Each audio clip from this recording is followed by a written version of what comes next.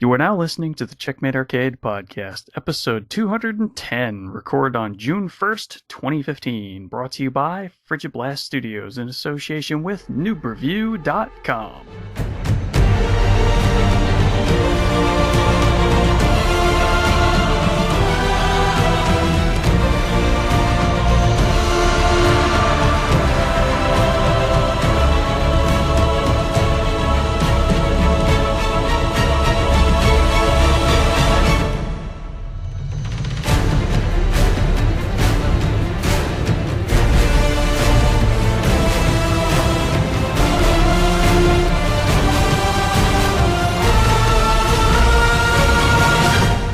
Hello and welcome to the Checkmate Arcade Podcast, your home for quarter-munching fun.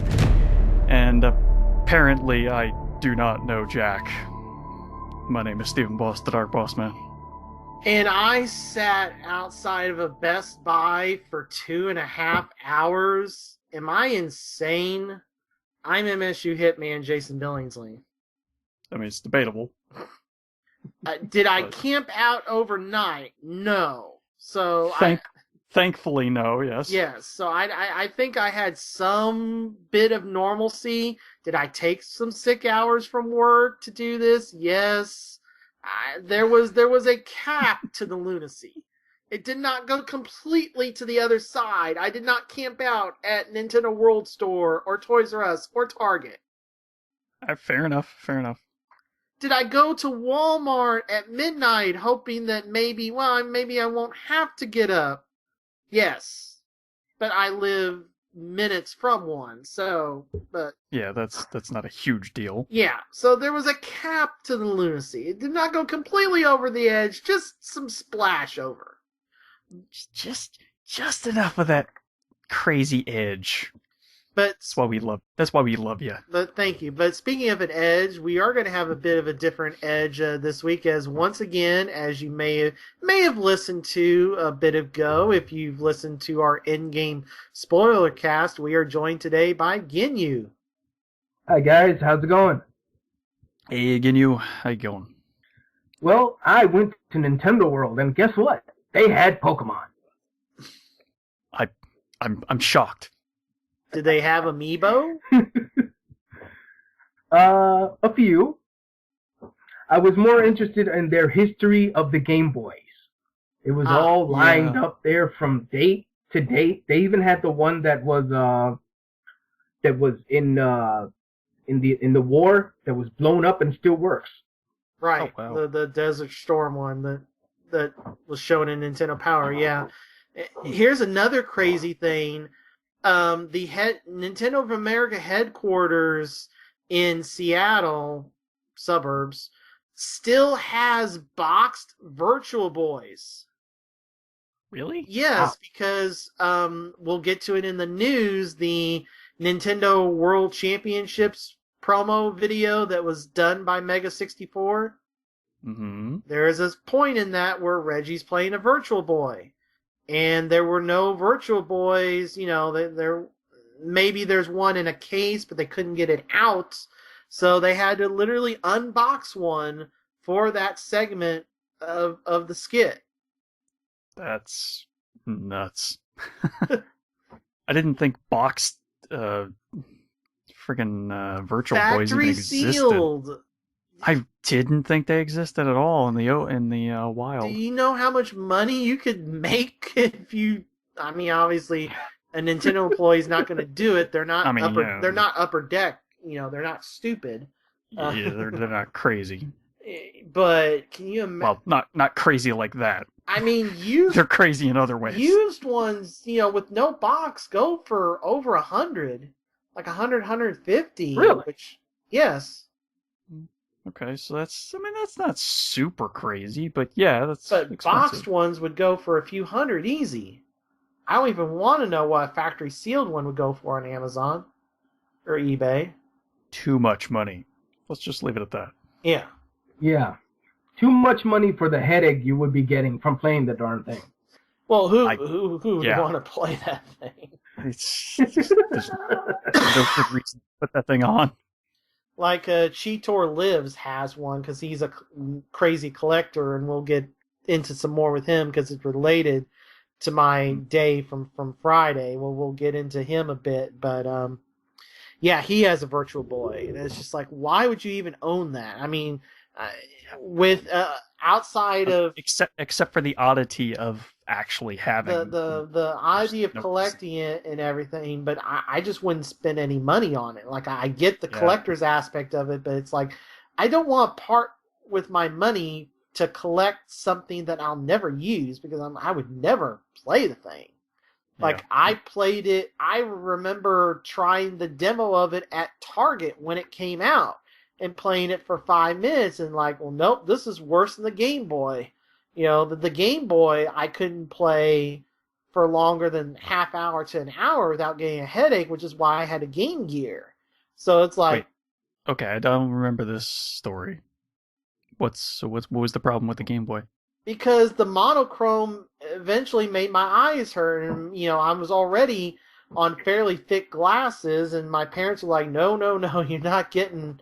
Because every time we would go to Service Merchandise in Paducah, they would have the Game Boy with Tetris, and they'd be looking at whatever, you know, jewelry or whatever, and I'd be sitting there at that Game Boy, because, you know, there were no kids ever at Service Merchandise. There was no line, so I would just sit there and play Tetris for half hour to an hour while they shopped. And I was like, they were like, well, do you like it? It's like, well, yeah, I like it, but it's not in color.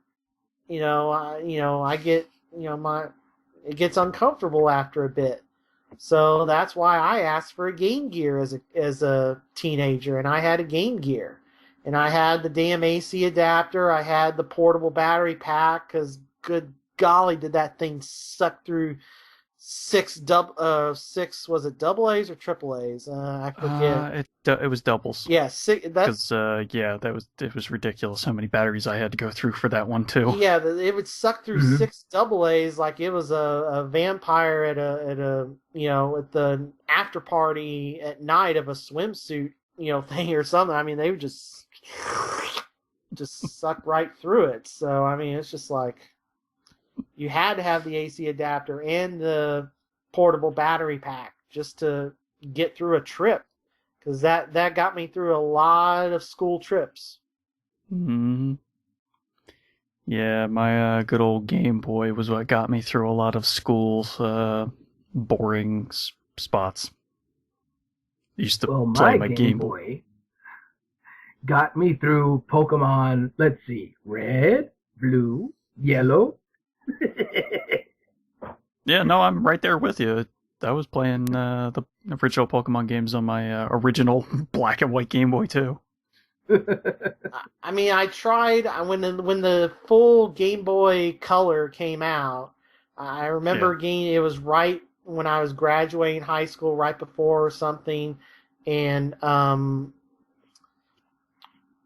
got Pokemon Pinball and Pokemon Yellow with it, and I just wasn't using enough, and I traded into GameStop or EB Games or whatever in Paducah, because eBay wasn't a thing yet.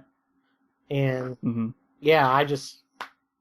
I wasn't using it, so I got rid of it. And, you know, as I've talked about on the show, I mean, Pokemon just did not hook me like it hooked you guys and millions of others. So, well, I'm a big pet person. I love pets.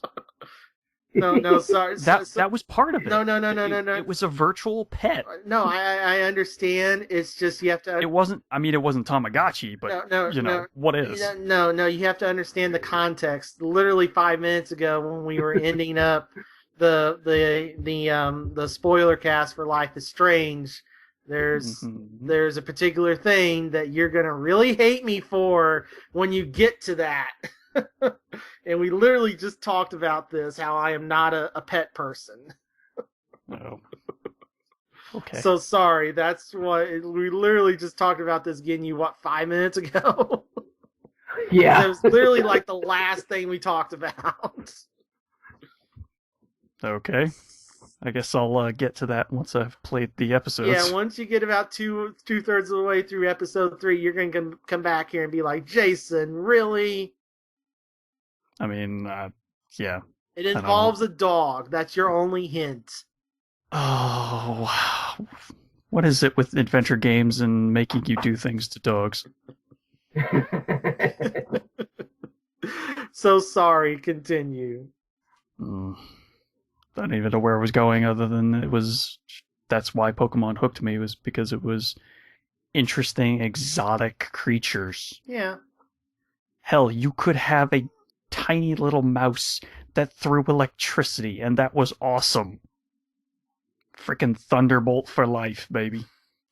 Yeah. I just hated the fact that when I was going through college, all of the good cartoons were over with.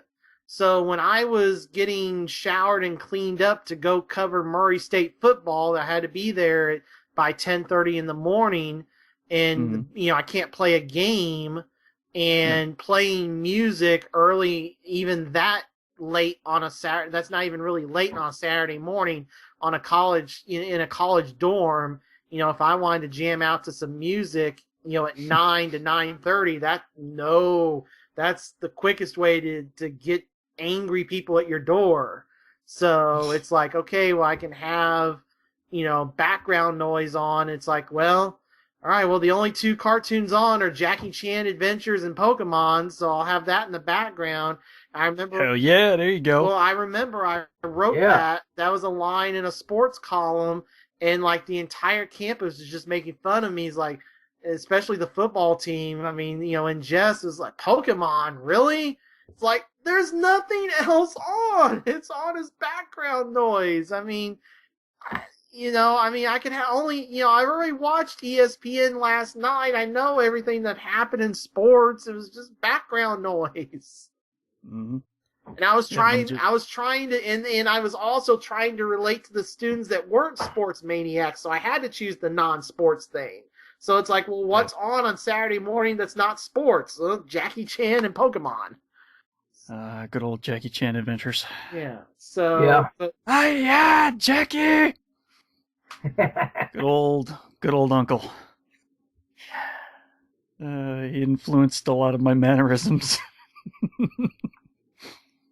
All right. Well, we have a packed show that we already siphoned off a little bit of for an end game, but I think it's about time we get through the now playing here and get this puppy going, because we got lots to talk about.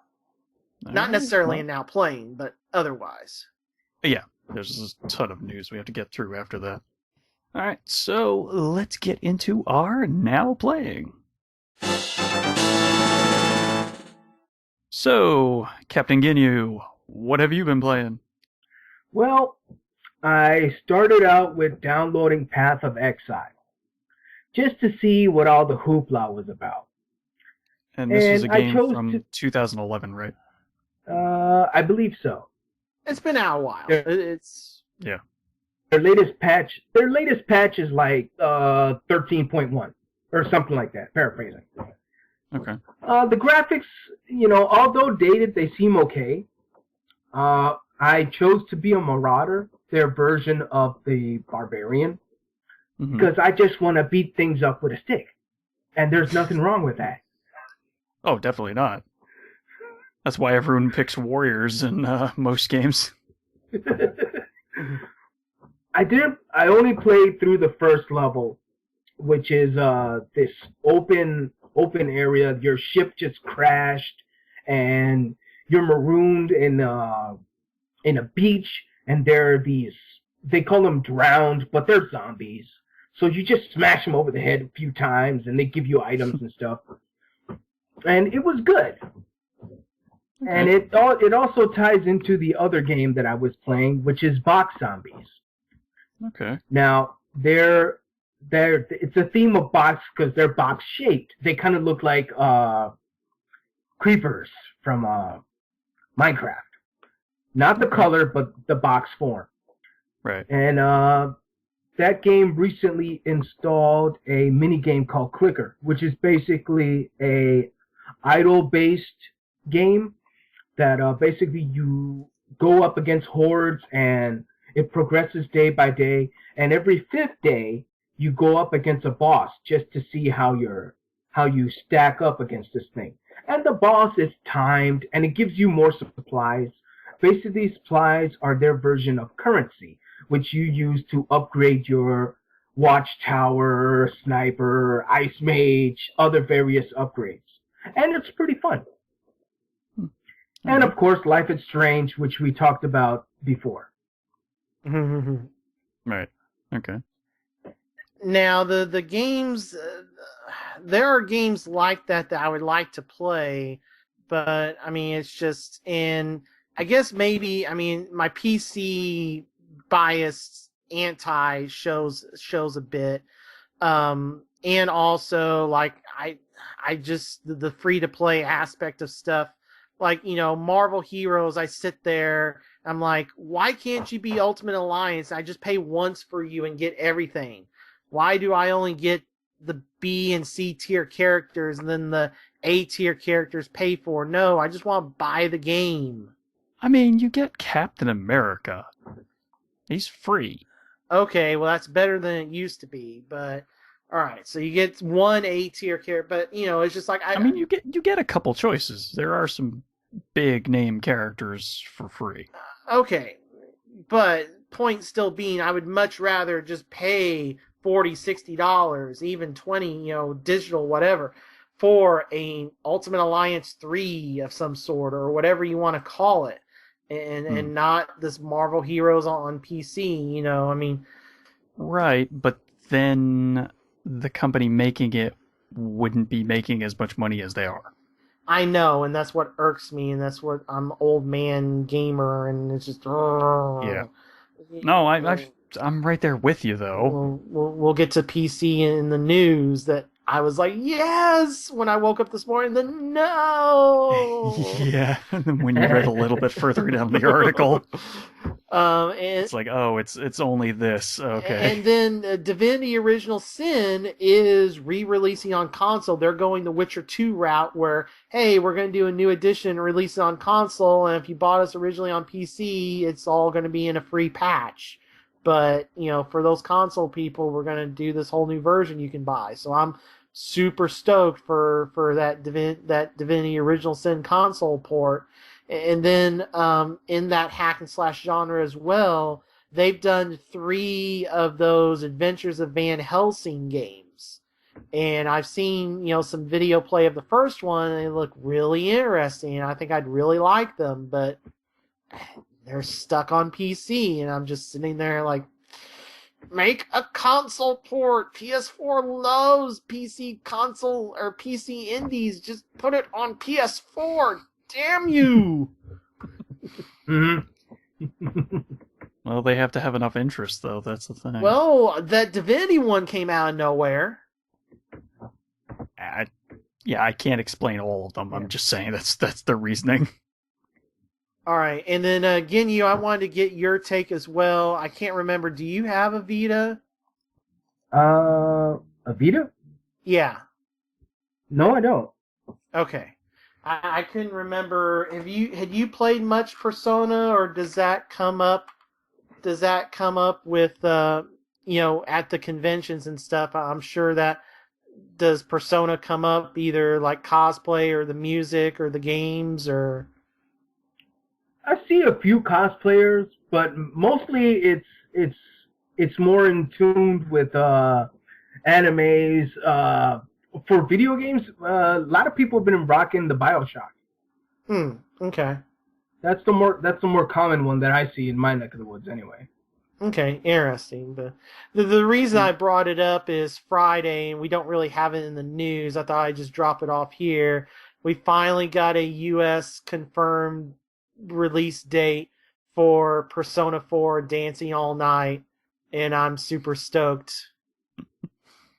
Because they even have a collector's edition with a 2-disc soundtrack, a bunch of DLC costumes, and a keychain, and a big box.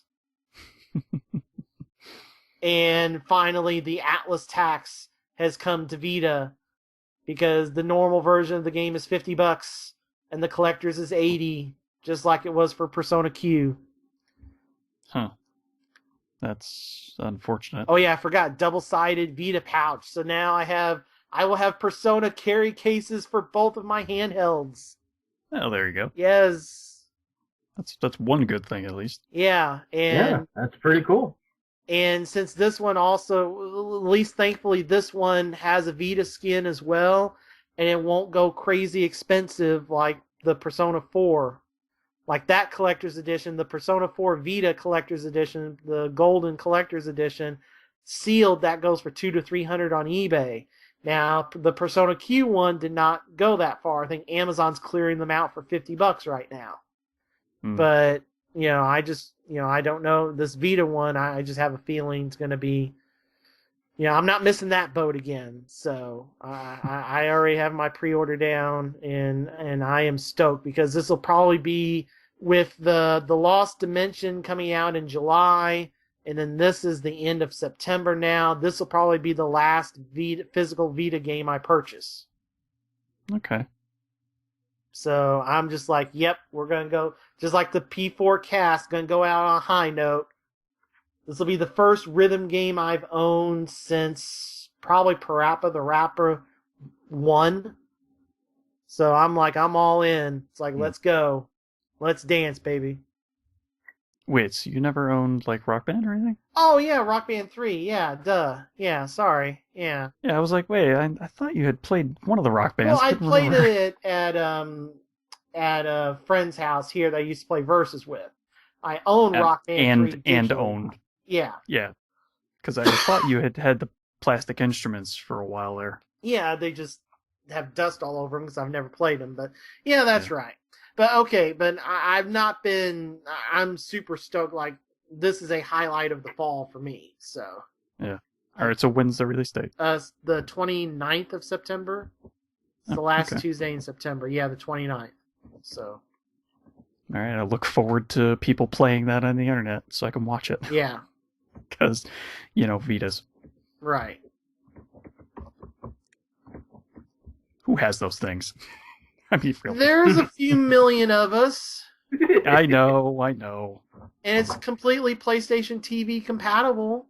All right, I know. And it's the PS4 streaming, too, compatible. Well, no, I mean, it's a Vita game, so it's all... No. The fact that you can use it for PS4 streaming. Yeah, a Vita, yes. Yes. All right. Anyway. Where were we? I don't even remember. I was injecting that in there before a transition to me for now playing. Oh, well, there you go. What you been up to? All right, well, we'll start with why it took me a bit of a delay to get to episode 3 of Life is Strange, because I had to do that last night in a bit of a time crunch, so that I would be ready for it to talk about it today. Because Friday, May 29th, was Amiibo Black Friday. So this was when Wave 4 of the Amiibos from Smash were out. And outside of, there were the couple store exclusives and whatnot. The two that I have wanted since this whole thing began were Robin and Lucina. They were both in this wave.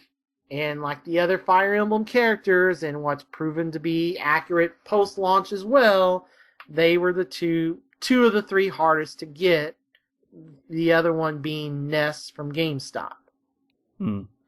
So even though I tried to get a pre-order on the Apocalypse Day that was Thursday, April 2nd at GameStop, where GameStop servers crashed because everyone in the entire country was trying to order through the website in store. Oh, jeez. Yeah. Yeah. So that was a interesting day. Yeah. So, Robin and Lucina were the first 2 gone within an hour. And then I wasn't even really able to get Ness for myself. So, and then the online pre-orders for like Target or Amazon, or not even Amazon, Target or Walmart or Toys R Us or whatever would go live at like 3 in the morning or something crazy and be gone in half an hour. I mean, it was so bad that Amazon's inventory was like, look, we're going to dedicate half-hour blocks per figure on Friday afternoon, and sometime during that half-hour block, we will randomly put the page live for you to buy the figures. It is one figure per, one character this per account.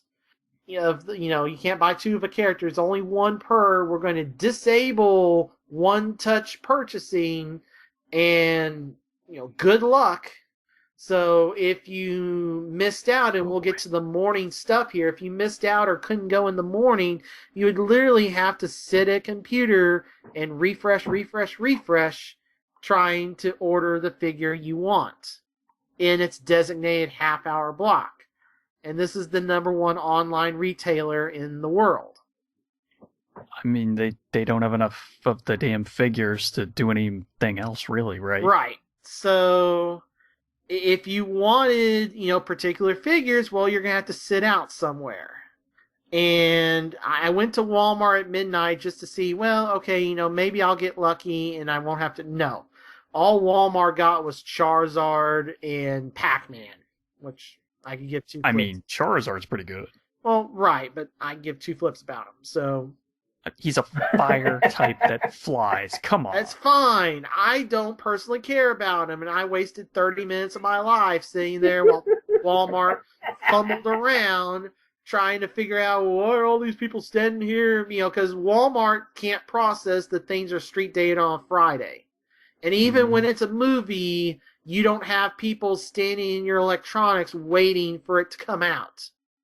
Well, because it's a movie. Right. And you get anywhere. And there's generally plenty of them. So yeah. Yeah. So that meant I had to get up way early in the morning.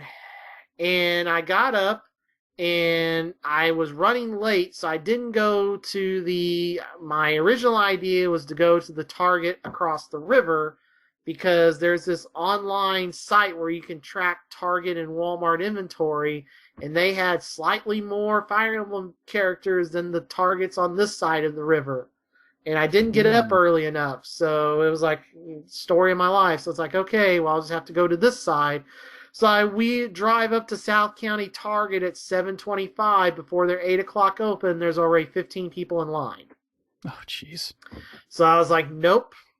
And I was on another thing, because there was a friend that I already had to tell her on Facebook, hey, sorry, I can't get your Jigglypuff, because that was why I was going to Target. So then I was also on the prowl for Amiibos for my, Cheetor Lives, my friend that used to work at my other job. And he was wanting a lot of the same characters. And he had a friend that was stationed outside of the Toys R Us in San Francisco, and he was stationed outside of Target near where he lived or worked in Chicago. So it's like, would you please go to Best Buy? Because not only is Best Buy supposed to have figures, the figures that everybody else has, there's also supposed to be a restock of Meta Knight, their previous exclusive. Yeah. So at 7:35, I come up to the South County Best Buy. There's nobody there, outside maybe one employee car that's already inside. And I'm like, okay, there's no cops here. So I just walk right out and plop my butt right beside their door and proceed to sit there. And then about 8 o'clock, a couple of employees start coming in, and one comes out. Can I help you, sir? Yeah, I'm here for Amiibo. Well, we don't open till 10 o'clock, right? And I was like, yep. And he's like, okay. All right. So then 8:15, 8:30 comes. About 8:15, a guy comes out, and he parks beside me, and he stays in the car. Then 8:30, a couple that I guess had been at Target come, and they ended up, getting out of their car and standing next to me. And then another person comes up and starts walking out, and now this guy who was really there second, but decide he wasn't going to, and it was breezy, but it wasn't raining or anything. It was just breezy. It was chilly. I had a jacket on. But he was like, well, I'm not going to sit outside. I'm going to sit in my car. Oh, I just got jumped 3 places in line because I decided to sit in my car. I guess I'm going to have to go and get in line. So he gets in line about... You know, there's something funny about that, because that happened to me when the PS4 launched. When I was doing my little, hey, flip it on eBay. Gotcha. Yeah, so by the time 9:30 rolled around, we had 8 people, and then we started getting people that were wanting to go into the store for other stuff. And Best Buy never came out. You know, most Targets had, like, they came out and they gave people tickets and organized. You know, it's like, hey, there's going to be no running. We're going to walk you back to where they are, da-da-da-da-da. Same thing with Toys R Us. Nobody at all came out from Best Buy other than the original guy at 8 o'clock. And I was like, and then we're like, well, what's going to happen? I was like, well, guys, it looks like we're going. You know, they're not going to, it's like... Oh, God. Mob style. So, you know, and they were like, and I was honest, they were like, where's the... I was like, video game stuff's back left corner.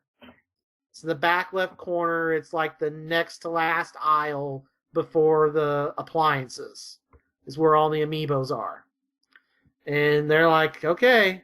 And I mean, they were anticipating, but I was literally in a half runner's position. Like, I wasn't completely squatted down, but I had been there for 2.5 hours.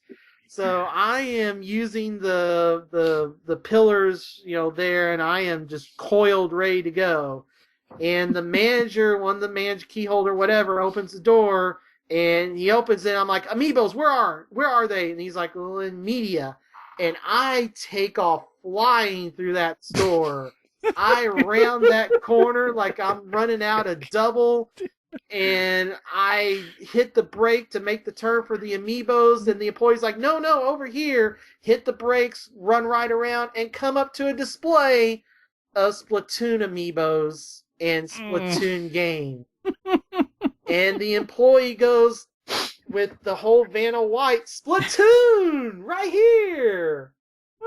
And I look at him and I'm like, no, more. I'm like, I go, hold on, I gotta get my thought. It's like, no, Robin, Lucina, Meta Knight, not Splatoon. And then by then, everybody else has gotten there, and they're like, what's going on? Because, like, they see me looking around, I'm like, they don't have them. And then, like, they see a line of 8 people comes to the video game section, it's like, WTF? And then it's like, you guys aren't here for Splatoon? No, we're here. Amiibos, come out today. You should have multiple figures. And then the guy's like, okay, what is it? I was like, Robin, Lucina, Meta Knight. That's like what we all want. There are others as well. So the guy goes with another guy into the cavernous hole that is Best Buy's back room, and they come out in a cart with a box, and it's like, okay, we're all adults here. Let's reform the line. I'm first. We reform the line. And they bring out the box, and they open the box and start taking the one guy's taking the figures out. No, we're adults. We'll go through. We'll get what we want, and then you can put the rest out. So we look, and I'm like, Robin, Lucina, do you have Meta Knight? No. Okay, I got my 2, and you know everybody else passed through and got theirs, and all 8 in line, I think, got the figures they were looking for. That's good. So, you know, we were adults and we were able to get through it, but it was just 15 minutes of like, did Best Buy not get their shipment? Did I just wait 2.5 hours in line for nothing? Should I have gone? Did you run through the store for nothing? Yes, did I run like a crazy person through Best Buy for nothing? So, I got them. Yep. I paid for them. Oh. Gamers Club Unlocked at Best Buy works on Amiibo, so I got them 20% off even. Oh, good. And I am such a horrible person, as you cannot see me, But I am holding Robin and Lucina in front of the microphone, and I totally unboxed them. Oh my gosh, I have ruined their value. They are ruined because I actually took them out of the box because I want to use them. Yeah, I know. That's blasphemy. Blasphemous. I have ruined these. These are ruined because I took them out of the box. Yeah. But my day was not done, and even my weekend was not done. Oh, okay. So after I got my Best Buy, I had to go to the Arnold GameStop where the employee there was holding me Robin and Lucina, their one copy of each, their one figure of each, for me to get for Cheetor Lives. Oh, okay. So then I got that. And it's like, okay, well, I've got his too. And then I'm like, well, let's go back to Toys R Us and let's just go in there and, whatever. So I get back to Toys R Us, and they're like, what are you looking for? I was like, well, I have a friend named Greninja if you have it, or I would like Marth if you have it. It's like, oh, well, we had 8 Marths that opened, but yeah, those were all gone. We had 50 people in line. Those were all gone. But it's like, oh, you want Greninja? We got him right here. And I go back to this table in electronics. There's literally 30 plus Greninjas sitting there because the Toys R Us in South St. Louis County got 70 Greninjas. Damn. And I was told 8 Marth, 8 Lucina, 8 Robin. So they're just Greninjas all over the place. So I got one for Cheetor Lives. I think it might be time to redistribute where those Greninjas are located. Yeah, because remember I talked about the San Francisco Toys R Us? Briefly. They got 10 Greninjas total. Damn. Now, I'm one of the first people, thanks PlayStation, that will growl and complain when St. Louis gets overlooked for something, like the PlayStation experience when we had it last year. Mm-hmm. Get to that in the news. But even I will admit it makes no sense at all for South St. Louis County to get 7 times the amount of figures that San Francisco got. That makes no sense. No sense at all. No idea what happened there. Yeah. So I have Robin and Lucina, and they joined the Ike I was able to get at that same Arnold GameStop 2 weeks ago because a pre-order didn't get picked up, and the same employee put it out to sell, and I was like, no, mine. mine. So I have 3 of the 4 Fire Emblems. I have Ike, I have Robin, I have Lucina. I just now need Marth. Okay. And then if I ever can, but I'm not going to stress out over it, if I can get a hold of a Ness because of Earthbound, then fine. Yeah. But my goal is to have the 4 Fire Emblems now. I have 3 of the 4. So I am content, and I got the 2 I wanted because, like I told the people in line, if it wasn't for Fire Emblem Awakening, I would not own current Nintendo hardware. That game is what got me into 3DS, which was what got me into Wii U, so I had to have Robin Lucina. It's a really good game. Yeah. It's a really good game. Oh, and guess what? If you have the Amiibos, they announced this for the Fire Emblem, you get them in the new Fire Emblem if you have the Amiibo. Like they showed screenshots of Robin and Lucina in the new Fire Emblem if you have the Amiibo. Yeah, but it wouldn't be my Robin. Okay. It would be that white-haired dude that is a pale imitation of my Robin. Okay, well, whatever. But anyway, so... Not bitter or anything. Right. Okay. So the end of my Amiibo hunt was Cheetor Lives tells me on Saturday when I actually have the day off, hey, according to the Amiibo news sites, Best Buy got their resupply of Meta Knights overnighted, and they're supposed to be in stores today. And people or that day, Saturday, and people had varied success getting them. So I was getting ready to go play cards, and I was like, Magic, and I was like, okay, I'll go a little early. I'll swing by a couple Best Buys, but I doubt they're still there because I didn't know about this until late. And there was a rumor on CAG that you could place an order in store through Best Buy's warehouse to get them. So I go back to the same Best Buy, and I'm like, hey, I'm looking for a Meta Knight. You guys were supposed to get them today. I've heard a rumor I can do an OMS order with you to get them through the warehouse. And like, what? Like, order through the warehouse. And I'm getting frustrated. It's like, you're supposed to know what this means. He's like, you don't have to do that. We have them in the back. I'll go get you one right now. Oh. Well. Yeah, they're not on the shelf. They're in the back waiting for somebody to specifically come and ask for them. So he goes back, gets the figure, and I'm like, oh, hey, guess what, Cheetor? I got your Meta Knight.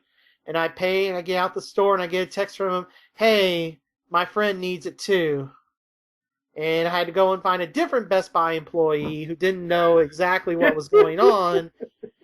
And that was about, instead of a 2-minute wait, about a 5 to 7 minute wait, but I got another Meta Knight for him. And so I got, 4 of the figures that Cheetor Lives is missing. Literally, I think all he is missing now is Lucario. I think that's the only one. What is it here? Oh, and DDD. Lucario, DDD, and Villager. That's the 3 he's missing. Okay. Yeah. So, all right then. Yeah. So that is the end of my Amiibo 36-hour madness. And my only time... For now.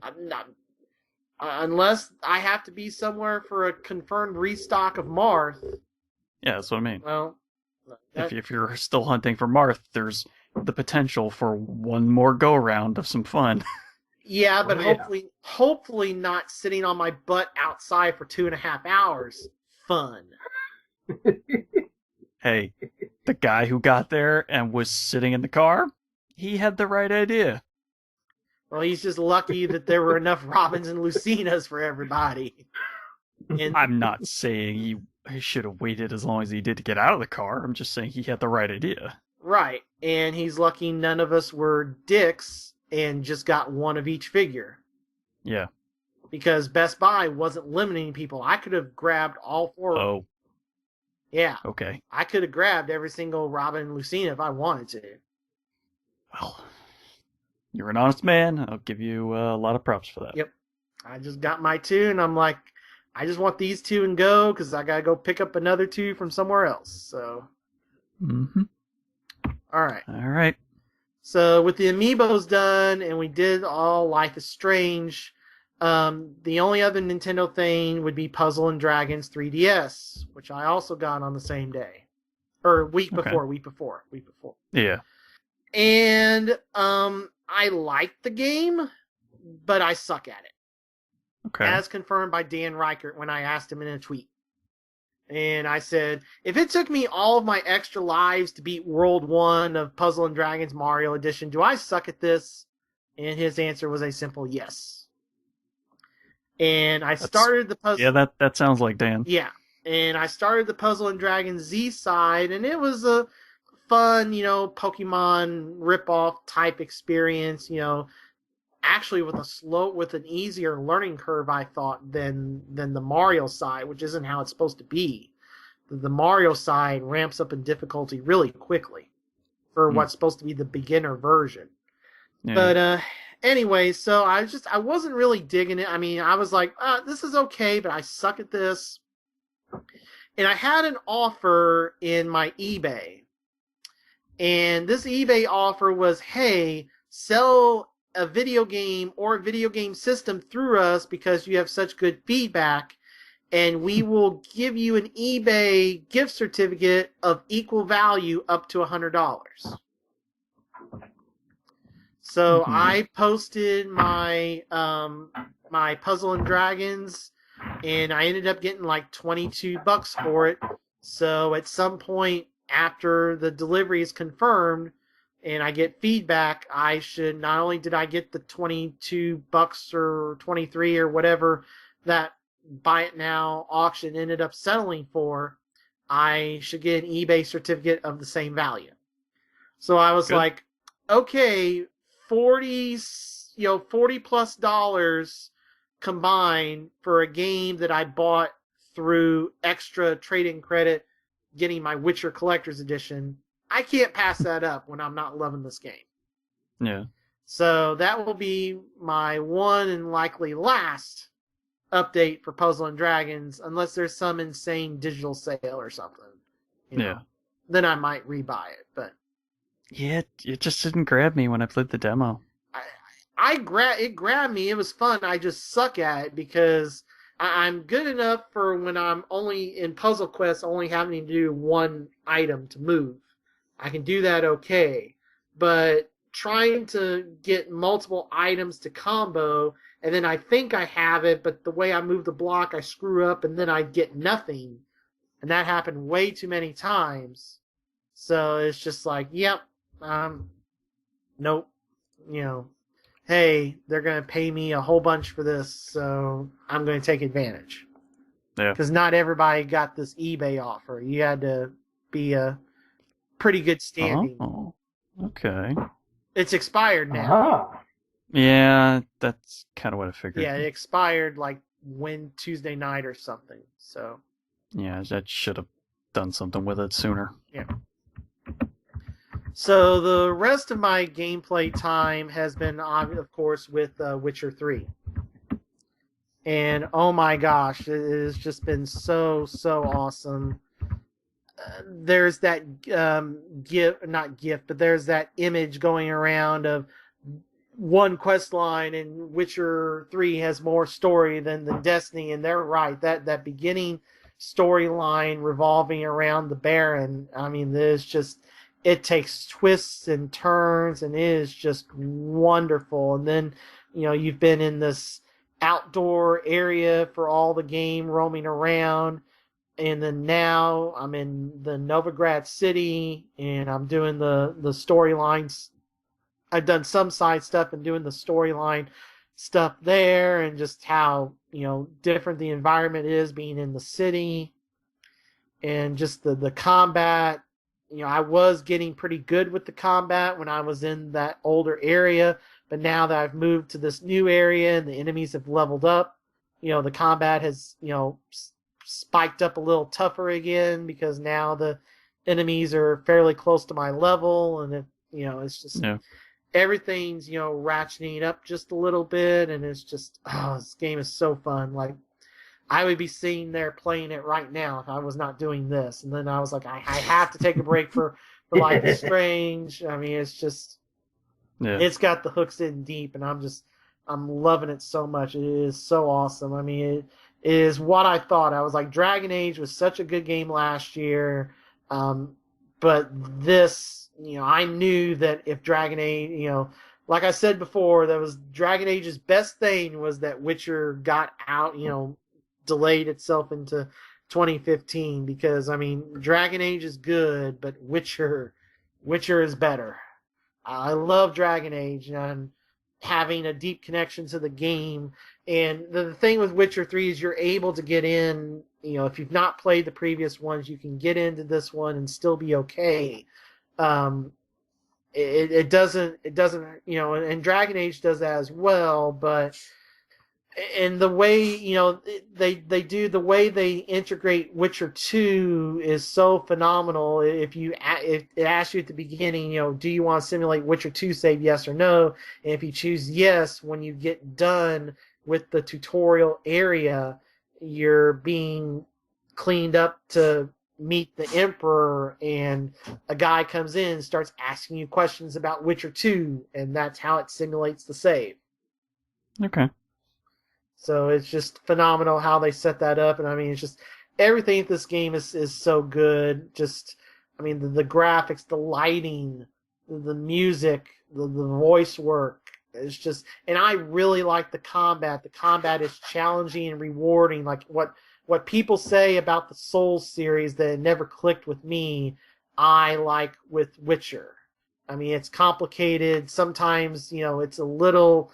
There's some really long-winded animations, but everything that everybody has always said, in the press about the Soul series combat is how I feel about the Witcher combat. And there's so many little things that you learn along the way, like on PC you can use the mouse wheel to fast select between the spells. They have that integrated on console, and to its detriment, it doesn't really tell you this, but while you're in combat and you're holding L2, left trigger, whatever, to block and parry, you can then use the D-pad left and right to switch spells. But you have to be holding parry, otherwise you sheath the sword. That's an odd way to do that. Yeah, but I mean, it gets there. I mean, it's really the only thing you can do with the controller. Yeah, I mean, you have to do combinations because otherwise you wouldn't have enough buttons. Right, because, your up and down are tied into health and potions. So, and then the screen, when you hit L1 to select, I mean, it slows down time, but it doesn't stop. So you could still be attacked while you're using the wheel. It's not Mass Effect where everything stops. Yeah, a couple people have commented on that one. Yeah. So, but I mean, it's just Warner Brothers has just got to be loving this because I mean they just own the summer. I mean they had Mortal Kombat, and they go into Witcher, and they go into Batman. I mean they just own the summer, and the games will still sell this this fall. I mean you'll have DLC. You have DLC now for Mortal Kombat. It'll all be out by the time the Christmas shopping season gets here. You'll have half of Witcher 3 Season Pass and all their free DLC will be out by the time Christmas comes around. All Batman stuff will be out. So, I mean, they're going to own the summer here. So, just like I said, just phenomenal with Witcher. I'm really loving it, and anybody who is an RPG fan, I think needs to play it if possible. It's just a phenomenal game. So, my one question. I don't have to play Witcher 2 beforehand. No. Would you recommend I play it? I mean, because that is a fairly long game. Yeah. I would say no, for the reason with you in mind, because with Dragon Age and your situation of having to restart it, and a lot of things, going back to Witcher 2 is not like going back to Witcher 1. Witcher 1 is a just forget about it. That game shows its age. Wouldn't even touch Witcher 1. Yeah, I mean, that game shows its age, and I would say no, just for the sheer fact that a lot of things have been streamlined in 2. I was talking to Kesmer. Me and him were talking about this on Facebook. And a lot of the things that he disliked about 2 are not present in 3. For example, the whole trap system. Not the magic trap, not Yarden, but the actual physical, hey, I'm going to create a bear, trap, or or a crossbow trap, or this type of stuff that you needed to use in 2. Also, you could not parry until you got to the point in the combat tree to spend a point. Like, that was not... Yeah, that just blew my mind when people were talking about Witcher 2. I was like, wait, what? You have to put a point into the friggin' combat tree before you could even do that. Yeah. So I would say just start Witcher 3 fresh, because a lot of people are. I mean, I've watched a bit of Chris Smooth and other people. So I would just start fresh. It would probably make a semi-optional major choice easier for you, where I'm struggling with, because granted, I have the guide, so I know, the game is like, okay, you have all these side, acquaintances that you can romance, but when it comes to Yennefer and Triss, you gotta make a decision. Like, it's gonna come up that you have to make a decision, and you're gonna have to pick one or the other. You can pick both, but trust me, you don't want to. So that's just good advice for real life. Yeah, so Yeah. that is something that I am currently struggling with, and Triss is all about in the Novigrad storyline, so I'm fast approaching that point where I'm going to have to make the choice, and I've not read the book, so I don't have the connection to Yen that the hardcore people do, but I have the connection to Triss, but it's kind of like, was she playing me a bit because I had amnesia in the first 2 games? I don't know. I like Triss's personality better than the limited amount I've seen of Yen's. All right. I gotta make a decision, so... All right. Ginyu, I guess, thank you for joining us. I guess you need to take off here. Yep. Real life is calling, so I gotta do some real life stuff. All right. Boo. Boo to real life. Boo. Well, virtual life is so much better. Well, all right, guys. You take it easy. All right, you too. All right. Thanks for joining us, We'll see you later. All right. All right, so as you obviously have heard, we had to let Ginyu get on his way because real life and all that fun. Yeah. So, what else were you playing? That's it. There's Life is Strange, okay. Puzzle and Dragons, Amiibo Black Friday, Witcher. That's it.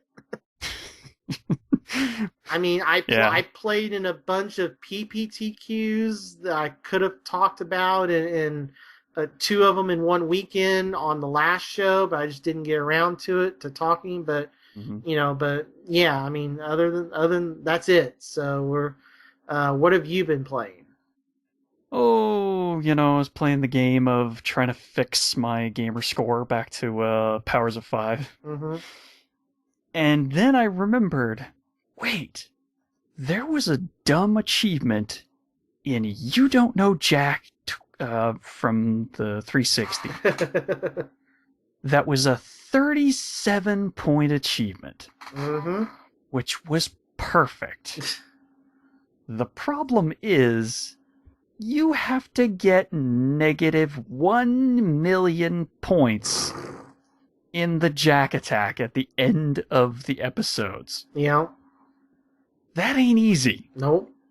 Because you have to know exactly what that right answer is for every single one of them. Yeah. And you have to press that button just fast enough that you're not accidentally hitting the correct answer so that you can continue to hit the button when the wrong answers are up. Mm-hmm. So my brilliant idea was to hook up my Street Fighter 4 Turbo controller. Fight pad. Because Turbo. Right. And it worked after like 4 tries. It wasn't easy. That's not a simple thing. Yeah. Say it took me like 4 tries, but I got it. It's even again. It's finally even. I'm finally done with that. And then, of course, because my save didn't exist, I'm like, well, this save now has like negative 4 million or something. So I'm like, let me just clear that off. So we'll start with brand new, fresh save profile on You Don't Know Jack again. But, yeah, I had fun. Because You Don't Know Jack is just a fun game in general. And apparently, because I had that negative 1 million plus, I don't know Jack. So, there you go. Even score again. Yay! And you got to do it with a fun game, whereas I still have to play through that crappy Viking game to fix mine. I'm so sorry that happened to you. I really do. Yeah. The only downside to having it in a game that I liked, I now cannot complete every single episode for the original 72 or 73 episodes. Right. Because if I do, it'll throw my score out of whack again. Yeah. So, I think I'm probably lucky that the Jack Box Party Pack is out, because most people would just straight up move over to that one anyway. Right. So I could still play some You Don't Know Jack, but it would just be the newer stuff. Yeah. Then I was playing a little bit of Might and Magic Clash of Heroes for Xbox Live Arcade. Okay. I got myself up to the third campaign section. So, wandering around with my Necromancer units. Okay. So, working on that. Getting back to collecting all the artifacts and everything, so I can use them in multiplayer again. Then I was playing a little bit of Destiny. It continues to be Destiny. Yep. It continues to be grindy as hell. It's about all I got. I did play. I did get the chance to play the Trials of Osiris. It is restricted to one map. The Burning. Was it the Burning Temple? It's the Venus-themed Vex map that has an inside-outside section. It's a giant long corridor with rotating discs that basically divide the tunnel into 3 sections. Okay. The left, right, and center sections. And then there's a back inner section that has a circular platform in it. Okay. So it's restricted to that map. It takes into account what your level is and all your stats. So the levels actually matter, just like they do in the Iron Banner events. So that means, unless you are max level, do not do this. It does not end well. Okay. Because you go down so fast. Yeah. I was level 33. Max level 34, I was going down in an instant. It was crazy. So, yeah, I'm gonna have to obviously wait till I hit max level, even though they lock some amazingly good gear behind that tournament every single weekend, from Friday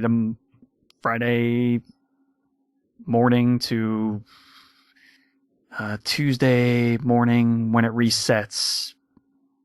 I believe it's 5 a.m. Eastern time, which takes into account, or doesn't take into account that,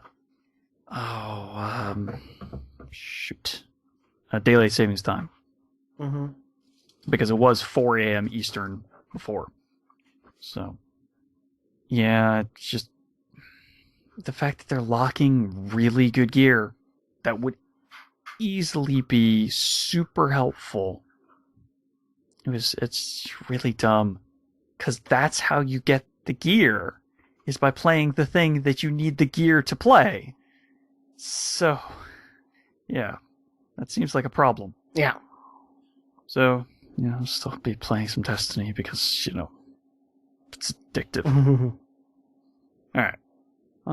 Let's see. We'll continue on with the repeats, and then we'll hit the brand new item. I played some Dragon Age Inquisition on the Xbox One. Yay! Because it was on sale for $30 a week ago.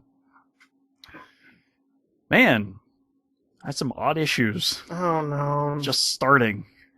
What now? Well, when I went to remake my Inquisitor, my Kunori Rogue, with a heart of gold but a fair even hand with justice, the game just sort of didn't move for like 2 minutes. Sitting at a loading screen, just a little icon in the corner, stuck. 2 straight minutes. And that was just when I was going to make my character. When it finally loaded in, everything seemed to work fine. But that was really weird. And then when I went to load it up just yesterday, I hit the load button from the main menu, and the game just sort of froze. It tried to load, it got stuck on the loading screen. So, I mean, thankfully my save was still there. So that was good. But yeah, weird. Some weird issues. And did it properly patch itself? And As far as I know, yeah. It did never ask for any patches. it never asked at all, or did it just automatically? I mean, I'm thinking because I downloaded it, the patches were auto-included. I seriously doubt that. But it didn't ask for any patches, and it connected to EA's servers just fine. Well, I mean, I don't know. Can you manually check for a patch like you can on PlayStation? Is there an option? That's an option on PlayStation. You can manually. I'll take a look, but I don't think you can. I think it just automatically launches the patching as soon as you start the executable. Okay. I don't know. Because that's actually what happened when I tried to load into another game that I was going to play, but then it started patching for like, oh god, it was like 5 gigs. So I'm like, okay, well this is gonna take a while.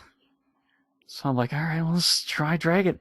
I think it was. I think the phrasing during making the character was because it was patching the other game. Mm-hmm.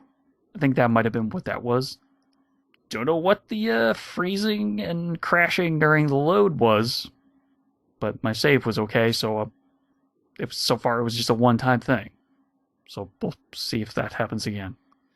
But yeah, I'll look, but I don't think there is a way to actually manually go and do that. But I'll definitely double check. So yeah, my Kunori Rogue is back, is now once again part of the Inquisition. Is not currently the head of the Inquisition yet, because that takes a while. Right. But yeah, working my way, just about to head to the Hinterlands. Okay. Yeah, I have some codes, some Xbox One Deluxe codes. I'll have to send you and see if one of those will work.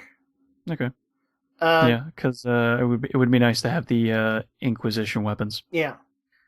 Because something that they've done, it's not for that deluxe edition, but it's for the Hakan DLC they announced. If you had bought it on 360, it carries over to Xbox One and PS3 to PS4, but that's only the Hakan DLC.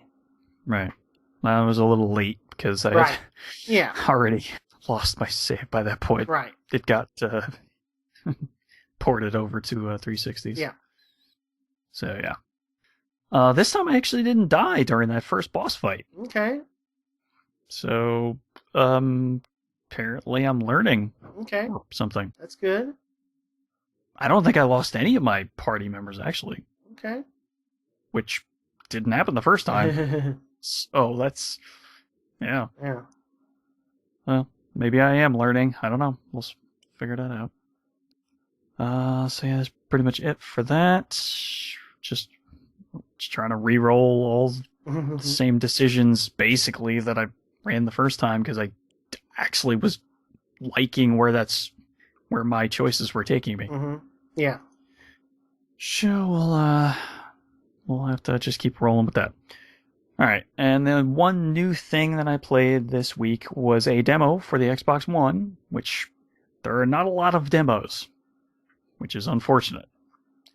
But thankfully, for most of the Microsoft Game Studios games, there are demos.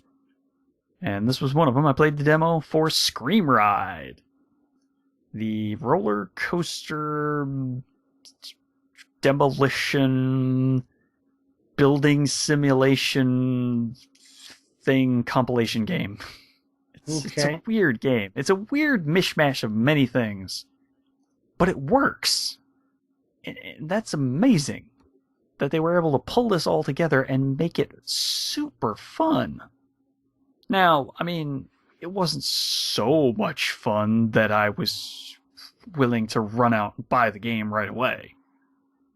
But if it goes on sale, I could see myself getting it. Because it was rather fun. Alright, so Scream Ride is basically a futuristic roller coaster tycoon in a sense. Because it's all about roller coasters. Mm-hmm. There are 3 modes in the game.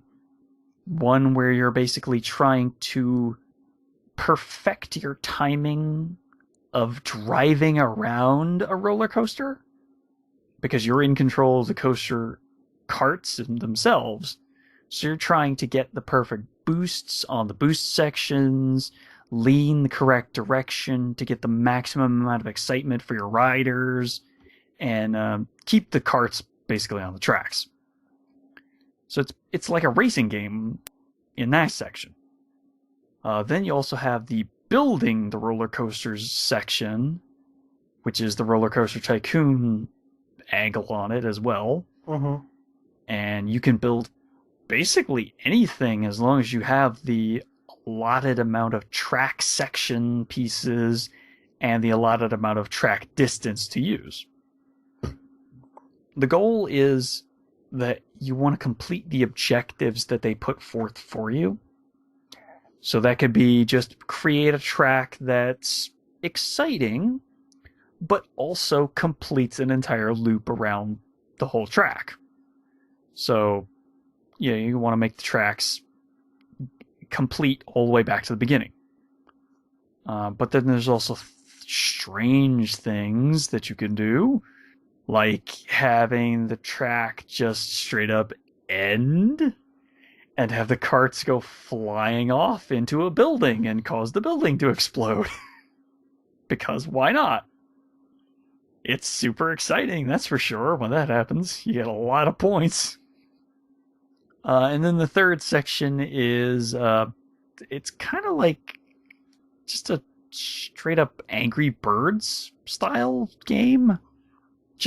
It's destroy everything in the allotted amount of capsule pods that you have to launch at the various buildings in your way.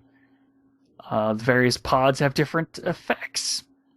The normal circle pod has just no special effect, but it's fairly accurate and fast as well. But then they also have another pod that it's like a 3-piece pod with 2 sections on either side of the space for where your riders would sit. And then all 3 pieces will break apart when you hit the action button. So it can cause some massive area damage, which, it's fun. Yeah, it's just a really weird, fun package. You can basically focus on any one of those sections you want. The demo gives you 1 level apiece for each of the modes, which is generous enough. For the destruction sections, here's a small tip, obviously. Don't go maximum speed. Doesn't end well, because you sort of overshoot your targets rather dramatically if you do. So, vary the speed that you're spinning just enough, and you'll actually get way more control on it. A hot tip for anybody who's maybe interested in playing the game. So yeah, it's fun. It's really fun. There's kind of not much else to say about it. It's a weird premise. Nobody dies in the game because even though you're blowing things up randomly, everybody's fine. It's just, yeah, it's fun. Because it's not bad, there's not a lot else to say. There's no nitpicks, no nothing. It's just fun. But yeah, that's pretty much all I've been playing. All right. Well, I have compiled the coming soon list for June and July because, let's be honest, there's not much in July. So, well, let's just do June because we know the stuff that's coming out in June, and sometimes things do go in flux. I've got All right, fine. It's just there's literally not going to be enough to talk about in July because nothing's coming out in July. Even if they announce something at E3, it's not going to come out in July. All right. I mean, Nintendo does weird things, and sometimes they'll announce games are coming out that month. All right. Well, I won't delete the file, but I think we'll get everything covered here, pretty much. All right. All right. So let's have the coming soon for June, July.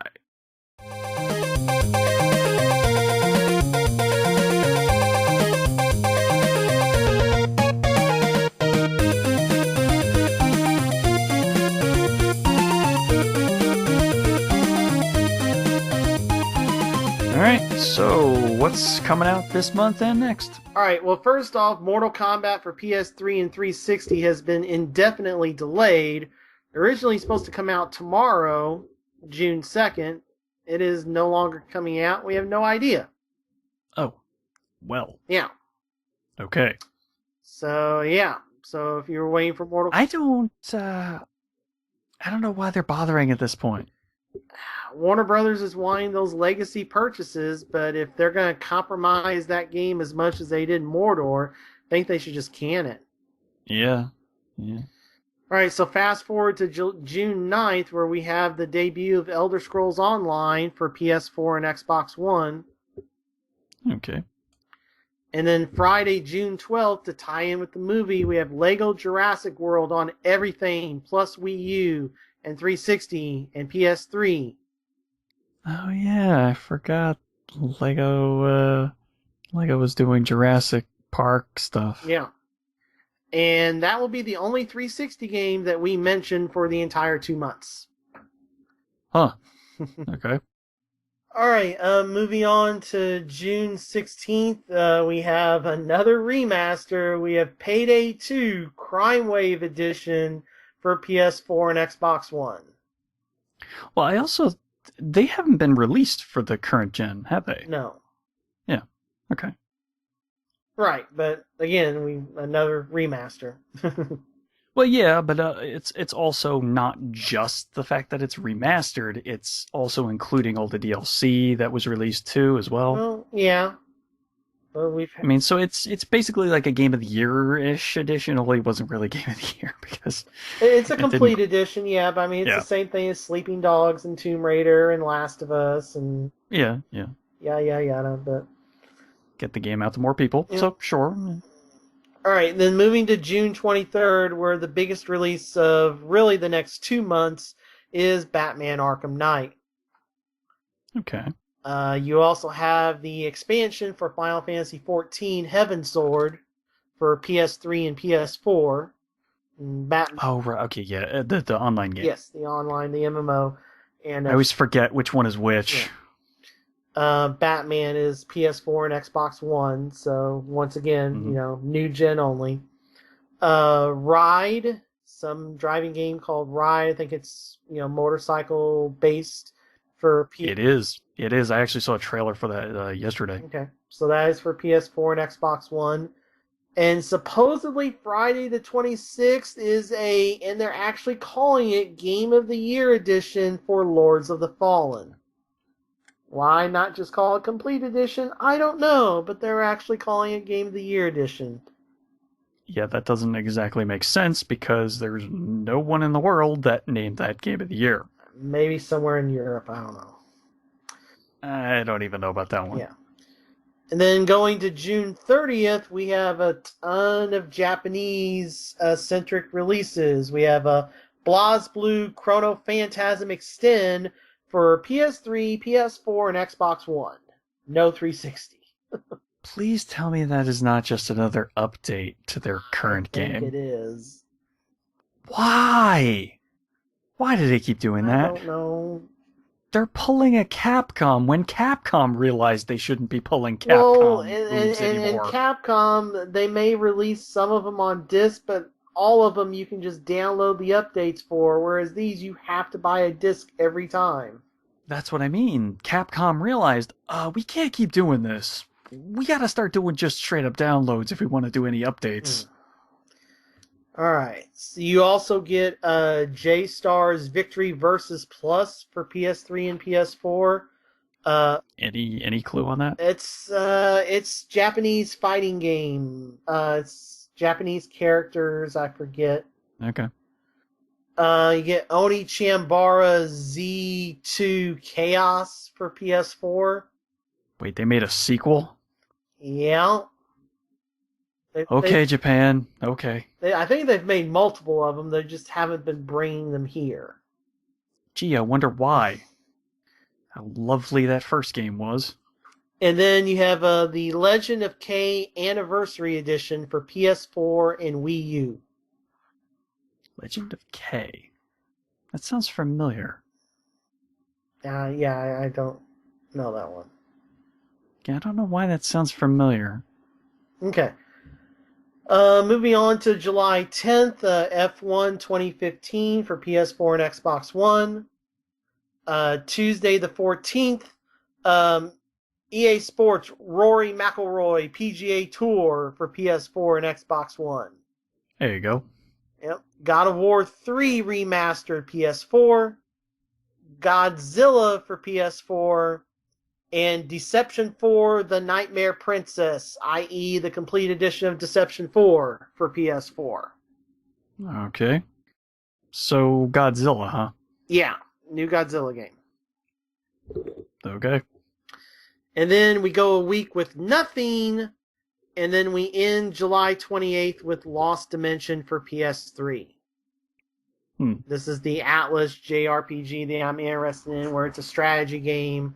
And there's also the social elements, and people on your team are traders. And when you go through each floor, you have to figure out who the traitor is, and who you kill. And by the end, if you're wrong, those traitors will join the final boss, and you have to fight them as well. And it's randomized every time you play. Oh, okay. That actually does sound interesting. Yeah, it's Atlas published game. It's only PS3 and Vita.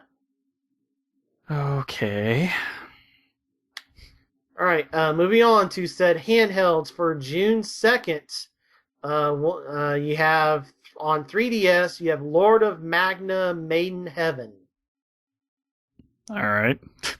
And then the Vita dominates the summer, if you can call it that, on handhelds. June 2nd should see retail releases of Tetris Ultimate and Terraria. Okay. Fair enough. June 9th, Operation Abyss New Tokyo Legacy for Vita. This is a dungeon crawl JRPG from the makers of Demon Gaze, except they took out all the weird, inappropriate anime stuff. It's still anime styled, but there's no more sniffing panties and all that stuff. That was probably a good thing to remove, yeah. And then June 12th is Lego Jurassic World for 3DS and Vita. I'm just stunned by the creepiness. And then June 30th, we have Hyperdimension Neptunia Rebirth 3 V Generation for Vita. So this is the remake of the third one for Vita. And then we go an entire month until July 28th, where Vita gets the delayed port of BlazBlue Chrono Phantasm Extend, and then the aforementioned Lost Dimension as well. And then there will be a couple other 3DS games we will mention in the news that just got announced as we are recording. Okay. Speaking of which... All right, well, let's hit over to the news, because there was a lot of stuff to go through. And now, the latest game news from around the world. All right, and first up on the news, well, if you had the chance to check it out in the 8 locations that they had across the entire U.S., Nintendo was holding a Nintendo World Championships qualifier over this past weekend. Yeah, a couple of people I follow on Twitter were actually able to go to one. But I haven't really read a whole lot about it yet. Seemed like you needed to score somewhere in the 2 millions to probably win your qualifier. So there's some really good Dr. Mario players out there because that's where you get your score. Yeah, I'm not very good at Dr. Mario. And the actual World Championships will take place on June 14th, the day -1, as it's being called, of E3. Hopefully it takes place at one, Nintendo will have it streamed or something, and two, it takes place at a different time than the Bethesda panel.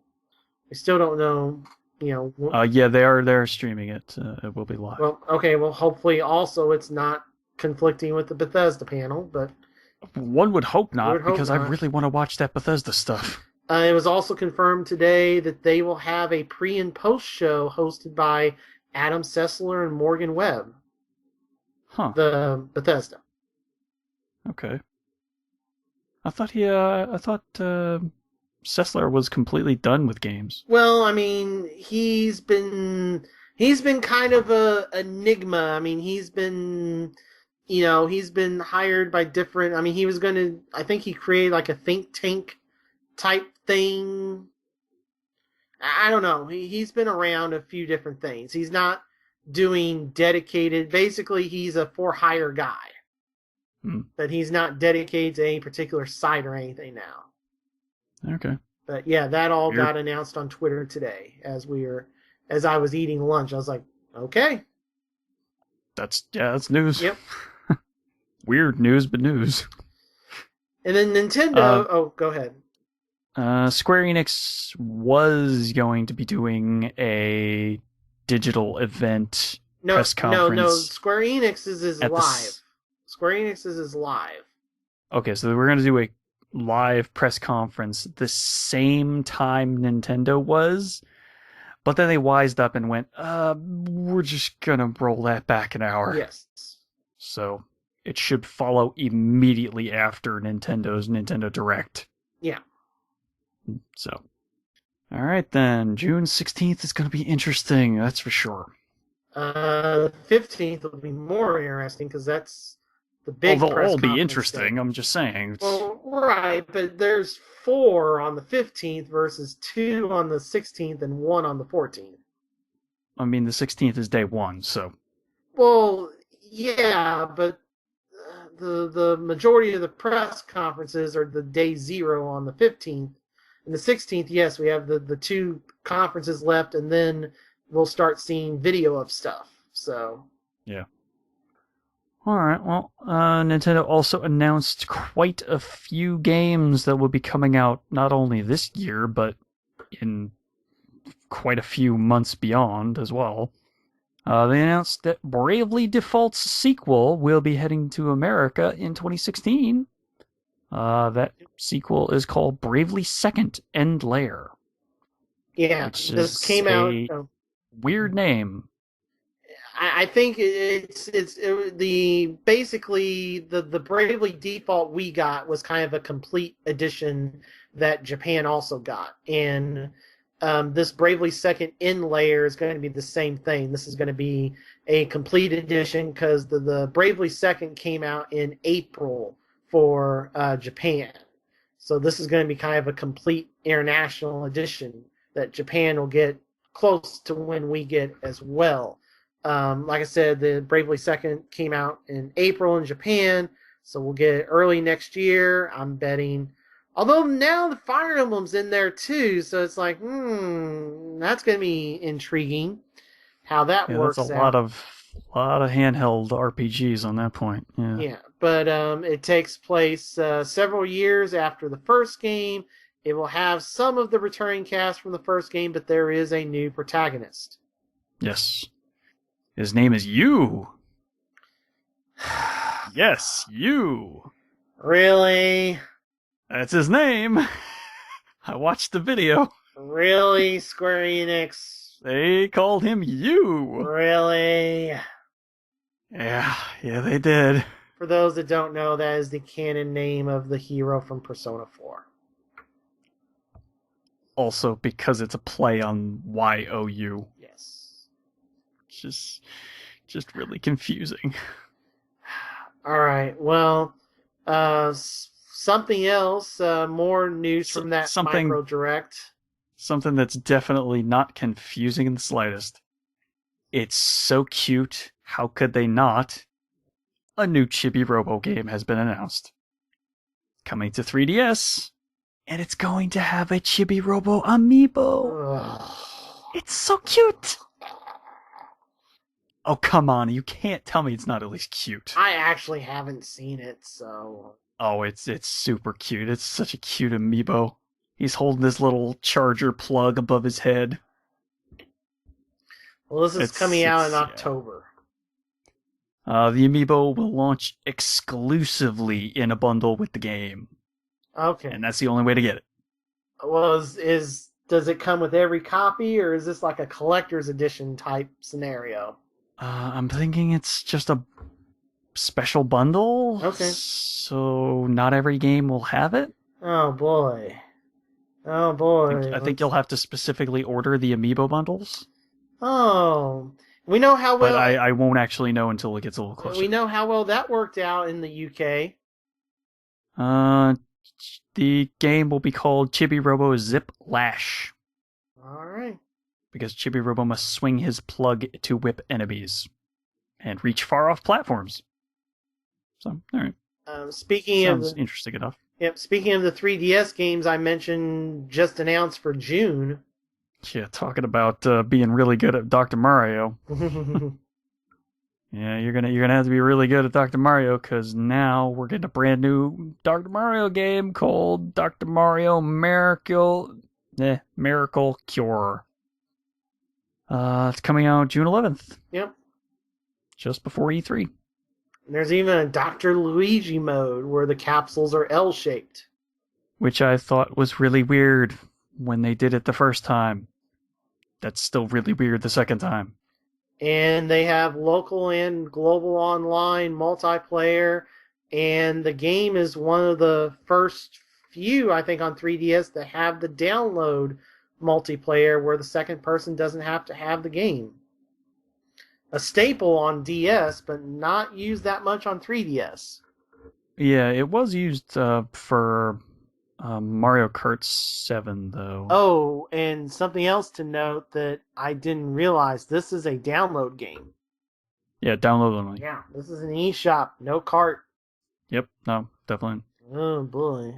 Well, I mean, that makes sense because it's a slightly smaller style. It's just the matching puzzles. Yeah, but let me toot the horn for the billionth time on this show. I know. I'm fresh off 2 weeks ago seeing a person go into a GameStop for a physical copy of Witcher 3 on PC because they couldn't download it. I know. Speaking of, and I just realized this, speaking of download games coming in June for 3DS eShop. Yep, digital only. Which this one makes more sense than Dr. Mario.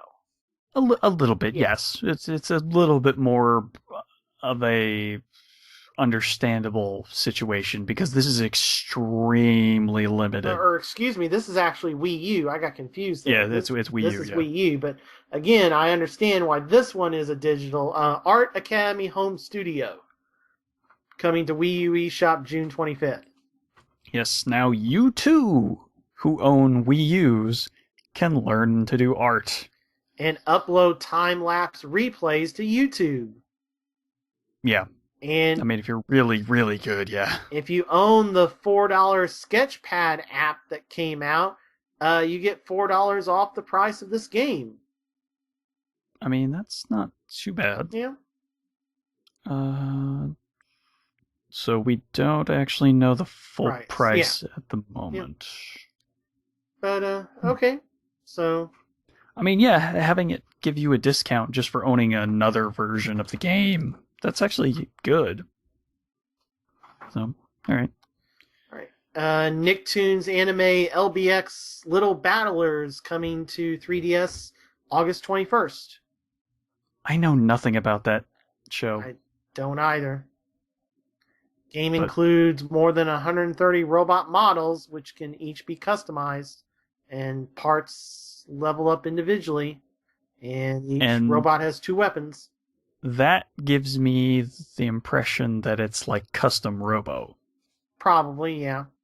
So if it's like custom Robo, that actually could be fun. So we'll see. Something else we'll see if it's fun or not is I Mario. have no hopes for this at all. Mario and Sonic at the Rio 2016 Olympic Games for 3DS and Wii U next year, August 2016. We got soccer, rugby, golf, and more. Yeah, first time golf's been in the Olympics in 112 years. Jeez. Yeah.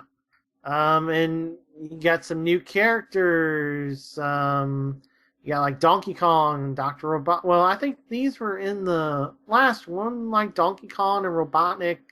They've been in these, but all right. So you're gonna have soccer, rhythm gymnastics, table tennis, 100-meter dash. You know what I said before with the the aforementioned rugby other and sports as well. golf. Yeah. So yeah, pretty much summer sports. Oh, okay. So Wii U gets rugby and 3DS gets golf. Huh. That's where they get ya. That's weird. Yeah. You know where? Okay, then. You know what else they're gonna get you? Their Universal's hoping. They're gonna get you to go to theme parks because Nintendo is partnering with Universal theme parks, and they're going to make Nintendo stuff. Yeah, Nintendo rides and major attractions. I mean, how could you not think that this was a good idea? It's such a stupendously good idea. Yep. Of course they have to do this. I don't know why they haven't done it sooner. Yeah, Nintendo's just, I mean, they got so scared off from the Mario movie that they just don't want to partner with Western companies on stuff. And, I mean, it'll attract people to the Orlando spot for Universal, so hopefully it should be a win-win. I mean, we'll see what happens. I mean, as long as, Florida isn't underwater. Because that seems like it's fast approaching at this point. Well, another thing that would be a win-win is if you got in good with certain members of the ESA, certain member companies, and were able to get a pass to the E3 floor. Yes, that's right. Yes, you could potentially get an invite from one of those companies that's going to be at E3. Yep, about 4,000 to 5,000 passes were given to ESA members to give out to fans of those companies or whomever they wanted to within reason to come on the show or to come be able to get into the show. But much like when I went in 2004 and had just the floor pass and doing internet tech support for Charter was good enough to get the floor pass, you're not going to be able to go see behind the scene, behind closed door demos or anything. You're just going to be able to see what's playable on the actual floor. I mean, if you're silver-tongued enough, you might be able to get into one or two of them. But for the most part, you're not getting it. Yeah. But still, I mean, that's a fairly big change from past years where they were cracking down on just random people getting in. Yep. So I'm guessing that E3 is going to slowly transition to having a public component. Yeah, this seems like the baby step. This seems like the first baby step. Yeah, definitely. Because they're probably looking at, because there was a long article on either Polygon or something about this, and you can see the graph of the amount of vendors is falling because the AAA market is shrinking and the attendance is falling. So what would be a way to spike attendance would be to have a public day as Gamescom and Tokyo Game Show do. So seems like this is the first baby step. So it seems that way. Yeah. Now, So, yeah, the E3 hype has begun.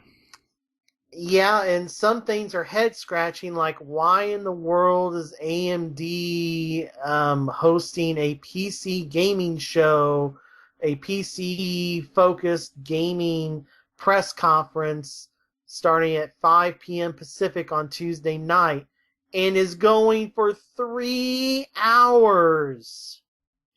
Yeah, the 3-hour part is maybe that's a bit much. Yeah. For something that's PC focused, where you would imagine that the vast majority of the games would have already been announced at one of the other eight press I don't conferences. know. It was Bethesda, Microsoft, EA, Ubisoft, Sony, Nintendo, Square Enix. There are 7 other press conferences, so you would think that pretty much anything PC related is going to already be announced. So they are promising. Well, I mean, as long as it's coming to consoles yet. Oh right, I mean, there will be some PC only stuff there. You know, maybe we see we'll get to that in a second. Well, I mean, there'll be some things there. I just don't know if there's 3 hours worth. But if you want extended interviews with PC developers, here you go, because they've got to fill 3 hours somehow. So you're like, oh, they don't talk to the developers enough. Well, here you go. We've got a confirmed list of people who are going to be there speaking, Yeah. but that doesn't exactly narrow it down. Yeah. That doesn't really narrow down what they'd be showing per se. Yeah. So yeah, I don't know. And speaking of press conferences, and yeah, it's probably already too late to get a ticket for this, considering it was last Wednesday. But even though they canceled the St. Louis show that they had last year, yeah, PlayStation's doing the whole thing again of broadcasting the press conference live to movie theaters across the U.S. and Canada. Well, Yeah. 3 places in Canada and a bunch in the U.S., but some cities like Cleveland, Detroit, St. Louis had theirs canceled so they could get more in New York and Florida and California and Texas. Yeah, I don't know. This just seems like a really odd thing to do. It's fun. It's fun to be in the theater with a bunch of Sony fans, and there was a lot of energy with that press conference last year, which otherwise wasn't that great. And like last year, we got a second beta for Battlefield Hardline, got a poster, got $10 free PSN. We got Music Unlimited, which nobody cared about. So yeah, I mean, you got some fun stuff. It was fun, and had they had one in St. Louis, I would have gone again. The ticket's free if you can navigate the website and get confirmation. But like I said, they announced today that they're pretty much sold out. They're sold out completely in Canada and sold out completely of confirmed tickets and will call tickets for 65 of the 75 U.S. theaters. So. Okay. There's just no reason for me to do it, though. Right, well, it's too late now, and you don't have Sony hardware, so there's no purpose for you. I mean, I still watch all the press conferences, though, anyway. Right, but it's not like, hey, it's not like right next to where you work like it was for me last year. So I could go and, it'd be fine, and, go with a couple friends, and you don't have this. You would just be as good served watching the Giant Bomb talk over it like I'm gonna have to this year for it. You'll be just as served by that. Oh, that was quite fun last year. You won't be served by Sega at E3 though, because they have no booth. Yeah. Gee, I wonder why. With all their non-existent things that they're showing. However, Atlas has hinted that they will be there to show Persona 4 Dancing All Night. Good. Because Atlas seems to be the only section of Sega that's doing anything.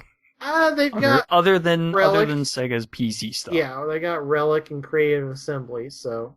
Yeah, the Sega PC stuff is basically the only stuff that's doing a lot of good for them, other than their mobile. Speaking of PC, yeah, breaking news today. Strange that this is exclusive.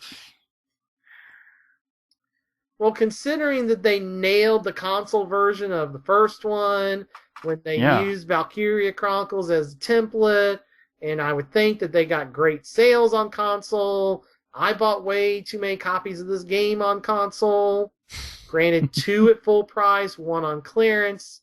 But XCOM 2, the sequel to our 2012/2013, our runner-up game of the year, both of those years, Enemy Unknown, Enemy Within, the sequel so far titled XCOM 2 is coming out in November exclusively to PC.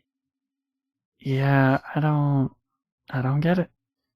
Why would you limit yourself just to PC? I don't get it. Supposedly there will be interviews. This is IGN's main game they're covering this month, so there will be interviews by Jake Solomon and the team where they explain why they are going, at least we hope only for now. I'm thinking it's just until they've gotten everything solidified for what they want to do with the game. And then instead of making a second game like they did with the last one, they'll just do one. Yeah, we'll see here, but coming out November for PC. The game takes place 20 years after the original, where the aliens have you were able to successfully fight off the first wave, but in the 20 years since, the aliens have taken over in the guise of benefactors when they're not, and instead of being a well-funded multinational team, XCOM is now a guerrilla effort. Think Falling Skies, where you're having to do guerrilla and stealth tactics to fight the alien takeover. Okay. Moving on to some Kickstarter news. The spiritual successor to Banjo-Kazooie, Yooka-Laylee, was funded easily within 24 hours of it posting, and it is, with additional funding, is coming out to PC, Mac, Linux, PS4, Xbox One, and Wii 2 simultaneously. Wii 2? Wii U. They're making another Wii? Wii U, sorry. Yeah. It got $1.5 million in 24 hours. Yeah, I like those kinds of games. That just seems like a lot of money in a very short amount of time. Yeah, the Nintendo 64 is such a weird platform for me because, like I've said before, it was at Murray State, it was wrestling and GoldenEye, and that's all anybody played on it. Nobody played Mario or Zelda or any other platformers. Everybody I knew that had it as that machine, and I wasn't able to afford 2 consoles, so my Nintendo 64 experience was limited to my ecosystem, and that's all it was used for at Murray State. So I do not have the connection to those games. Plus, I have them on 360 if I ever did want to play them. But Banjo-Kazooie was a really good game. Banjo-Tooie was a good follow-up game. Not quite as strong as the first game, but still a very good game. Let's wait and see what they can do with the formula in 2015/2016, 2017, or whenever they're releasing it. Alright, well, in a surprise to no one, Star Wars is the focus of Disney Infinity 3.0 coming out this fall to literally every console. Yep. Now, it was just a matter of time, because they own Star Wars now, so why not? And Yeah, Those coming out. Yeah, it's weird because they're going to have sets focused on the older movies, and then there's going to be a set focused on Clone Wars cartoon. So kind of a mishmash there. I'm sure we'll find out more from John Inaki at E3. Probably. Yep. We've got some Valve stuff here. Developers can now ask Valve to ban quote-unquote disruptive players.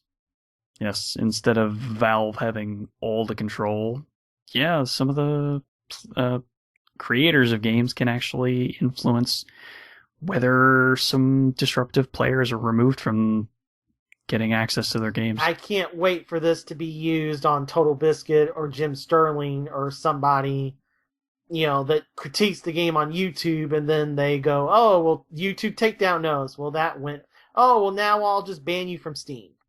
Yeah. Because I just see that coming a mile away. Yeah, it's potential for some abuse. Speaking of abuse, the paid mod system lasted about less than a week. And Valve's like, okay, yeah, we heard you. You're not liking it. Here's a bunch of refunds, and back to things as normal. I mean, they were true to their word. It didn't work the way they were intending. They said, okay, we're done with this experiment for now. We're moving on. And everything is back to kosher. Well, somebody else moving on is Konami from traditional quote-unquote video game development. Oh, God, yeah. So, if you didn't download PT and had any intention of actually re-downloading it, yeah, you're out of luck now. And if you download it and then deleted it for space reasons and want to re-download it, you're out of luck. Yeah, it's no longer in the stores and no longer available to anyone to download, period. And don't try to sell your preloaded PT on eBay or your auction/account. Your auction will be closed and you could be banned. Yeah, they don't like people selling digital stuff that much. Yeah. Which is really unfortunate.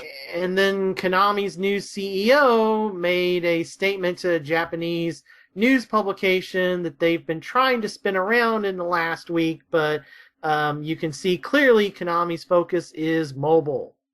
Yes, and casinos. Yes, casinos and mobile games. So yes, be ready to see those Contra and Castlevania slot machines at some point.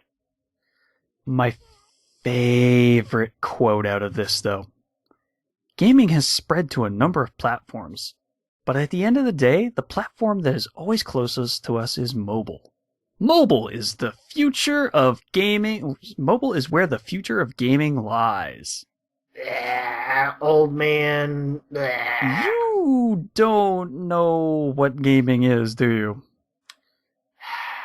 Yeah, but they make... That's always where the cheap knockoff stuff, or extremely built from ground up, dedicated people will put some games. Yeah, and then the hit games have enough money to do a year-long ad campaign with Kate Upton in various forms of undress.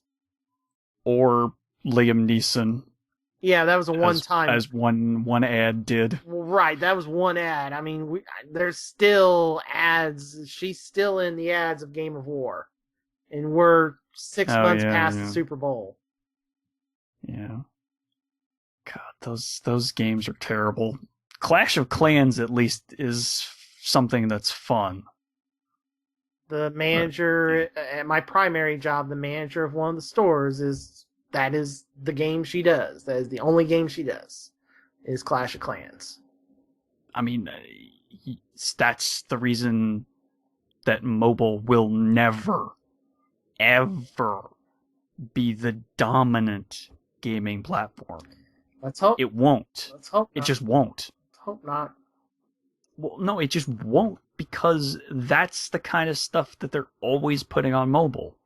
If it's not a game 100% from the ground up, built by a company that cares about gaming, then it turns into a free-to-play mess like everything else. Well, you know what's not a mess? Castlevania? Yeah. I mean, Castlevania kind of is a mess right now. Right. Because we don't know what Konami's going to be doing. But Koji Igarashi was like, enough is enough. And he went to Kickstarter, and his spiritual successor of Castlevania, Bloodstained Ritual of the Night, has just been blowing through rewards. It's already up to over 3 million and is set to come out on every platform but Wii U. But hey, that's the next goal is Wii U, because they are not Wii U, I'm sorry, Vita. They hit the Wii U goal recently. Oh, So geez, now no. now the final platform to hit is Vita. Yeah. And they were very upfront with this Kickstarter, saying that they knew that the amount of money that they were going to get wasn't going to be enough. But if they hit their Kickstarter minimum goals, they would get enough funding up front and then also obtain funding from other sources that there was a guarantee the game's getting made. Yeah, it was basically similar to a Veronica Mars type situation where it was, okay, if you show us there's enough demand for it, we will fund you. But you have to show us at least X amount of demand. And that demand has... Yeah, that demand was 10% of the funding through Kickstarter. Yep. Which I'm guessing they're getting like, what, since 3 million is 10%? Well, the goal was 500,000, so 10... Oh, okay. So 500,000 times 10 is 5 million? 5 million. So they got an additional 5 million. Well, they have an additional 10 million now. Well, yeah, now. Yeah. Because, well, no, there's more, because if if Kickstarter is 10% and Kickstarter gets to 3.5 million, then you're up to 35. Damn. Yeah. So, yeah. Well, let's just hope he makes his money back on that one. Well, I mean, if they get a publisher like, say, Mighty Number 9 did in terms of Deep Silver, that is actually getting a retail release in the U.S. for Mighty Number 9. Yeah, I'm super psyched that they're getting the retail release. Yep, September 15th in North America and September 18th everywhere else, because we can't have games come out on Fridays unless it's Nintendo, because then the movie industry suffers horribly. That is sarcasm. Yes. Yes, of course. And speaking of other Capcom games and Mega Man, would you like to play Tron sometime? But The Misadventures of Tron-Bon? Yeah. Really? Yeah, but that game is super insanely, like, triple digits, one of the most rare games on PS1. Yeah, multiple hundreds of dollars per disc. So how is anyone going to be able to play that, Steven? Well, do you have $6? I can scrounge up $6. Do you have a PSN account? I have a PSN account. Well, guess what? You're in luck! Woohoo! Capcom released it on the PSN store for $6. I know, that's amazing. Yeah, they didn't put the $10 on it like Atlas and Square did for their games. Yeah. They priced it the same price as all the other PS1 games. Yeah, it's in the PS1 Classics section. Yep. Playable So on PS3, PSP, and Vita. Yeah. So there you go. Yep. Now, if we could only get them to release Mega Man Legends 3 Well, and finish the Mega Man Legends timeline. They left it off on a weird cliffhanger in Mega Man Legends 2. yeah. Just like my dear old Siphon Filter. Yeah. Well, we're not getting any cliffhangers with the Lost Planet developer, that's for sure. No, I mean, they did the third one, Spark Unlimited, shut down in between our news segments here. Yeah. Although lately they hadn't been doing the best work because it's Lost Planet 3 and Yaiba Ninja Gaiden Z. They're most famous for doing Call of Duty Finest Hour on PS2. Yeah, I don't know. Yeah. They're a weird studio. They got some bad projects, really. That's really all it boiled down to. Lost Planet 3, what they were attempting to do with it was a good idea. What actually came out of it was not. Yeah. Same thing with Yaiba and Ninja Gaiden Z. The premise. Good idea, but didn't work out too well. Well, some good ideas are coming out of EA, and we know a few things from their financial call before E3. We do know that the new Mirror's Edge and a new Plants vs. Zombies is scheduled for early 2016.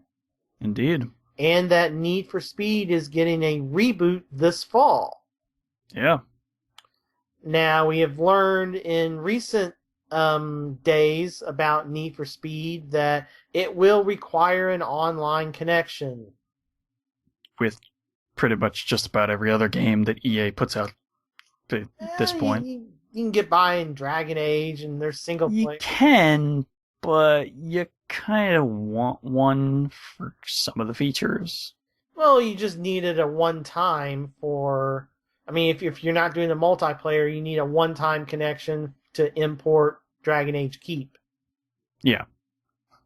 So, the game is rumored heavily to be a November release because it showed up on the Xbox store for a November release date and then got promptly taken down because EA said, hey, Microsoft, stop stealing our thunder for our press conference. So, yep. Imagine this will be coming out November holiday-ish. So, yeah, most likely. We'll see. We'll see what happens with that. We'll also see if EA Sports Canada can recover the reputation of NHL, as NHL 16 is coming out to PS4 and Xbox One only. Well, what about the 360 and PS3, you say? Well, guess what? You get introduced to what we customers have gone through, because PS3 and 360 now officially get for NHL the NHL Legacy Edition, where they take NHL 14, update the rosters and uniforms and arenas, and that's it. You're getting a repackaged NHL 14, because all the features like the NHL 94 mode and all that, and it's going to say right on the box, Legacy Edition. So, yeah. Okay. And EA has to make good with the people that were disappointed at the vast number of features, some restored through free updates, but still, the NHL was one of the outstanding sports series on PS3 and 360, and it wasn't quite a Madden 06 360 botch, but it was close. Better news, well, semi-better news for EA, given that they made this announcement at the end of the week where pretty much every major FIFA official was arrested for conspiracy and corruption, fraud, and money laundering and everything else. EA tried to pad that with, hey, we're adding the women's teams to FIFA 16 just in time for the Women's World Cup this year. Yay! Yeah. The top 12 women's teams, including the U.S. Yay! I mean, that's good. Finally do that. It's been far too long. You know what else has been far too long? Xbox One to get a decent baseball game.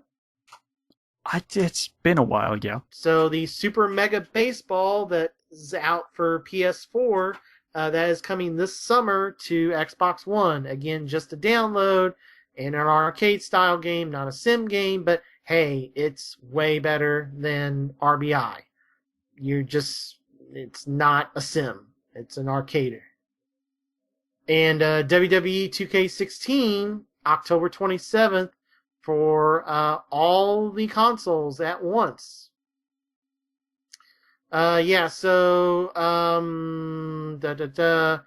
WWE 2K16's trying to they're trying to they too have kind of struggled in recent years. I mean, last year's next gen game was pretty bad, and most of the 2K or most of the WWE games have been pretty bad, but we'll see if they do better with the second year under the Take-Two umbrella. No PC version yet. That did just come out a month or so ago for PC, and that port was pretty shoddy, so we'll see what happens. More PC talk. Five Nights at Freddy's, we're already up to the 4th edition of that game that has been announced on the creator's website. The animatronic character is back once again. And this has been a well-received horror series, and has also been popular enough to have the rights of a film adaptation be auctioned.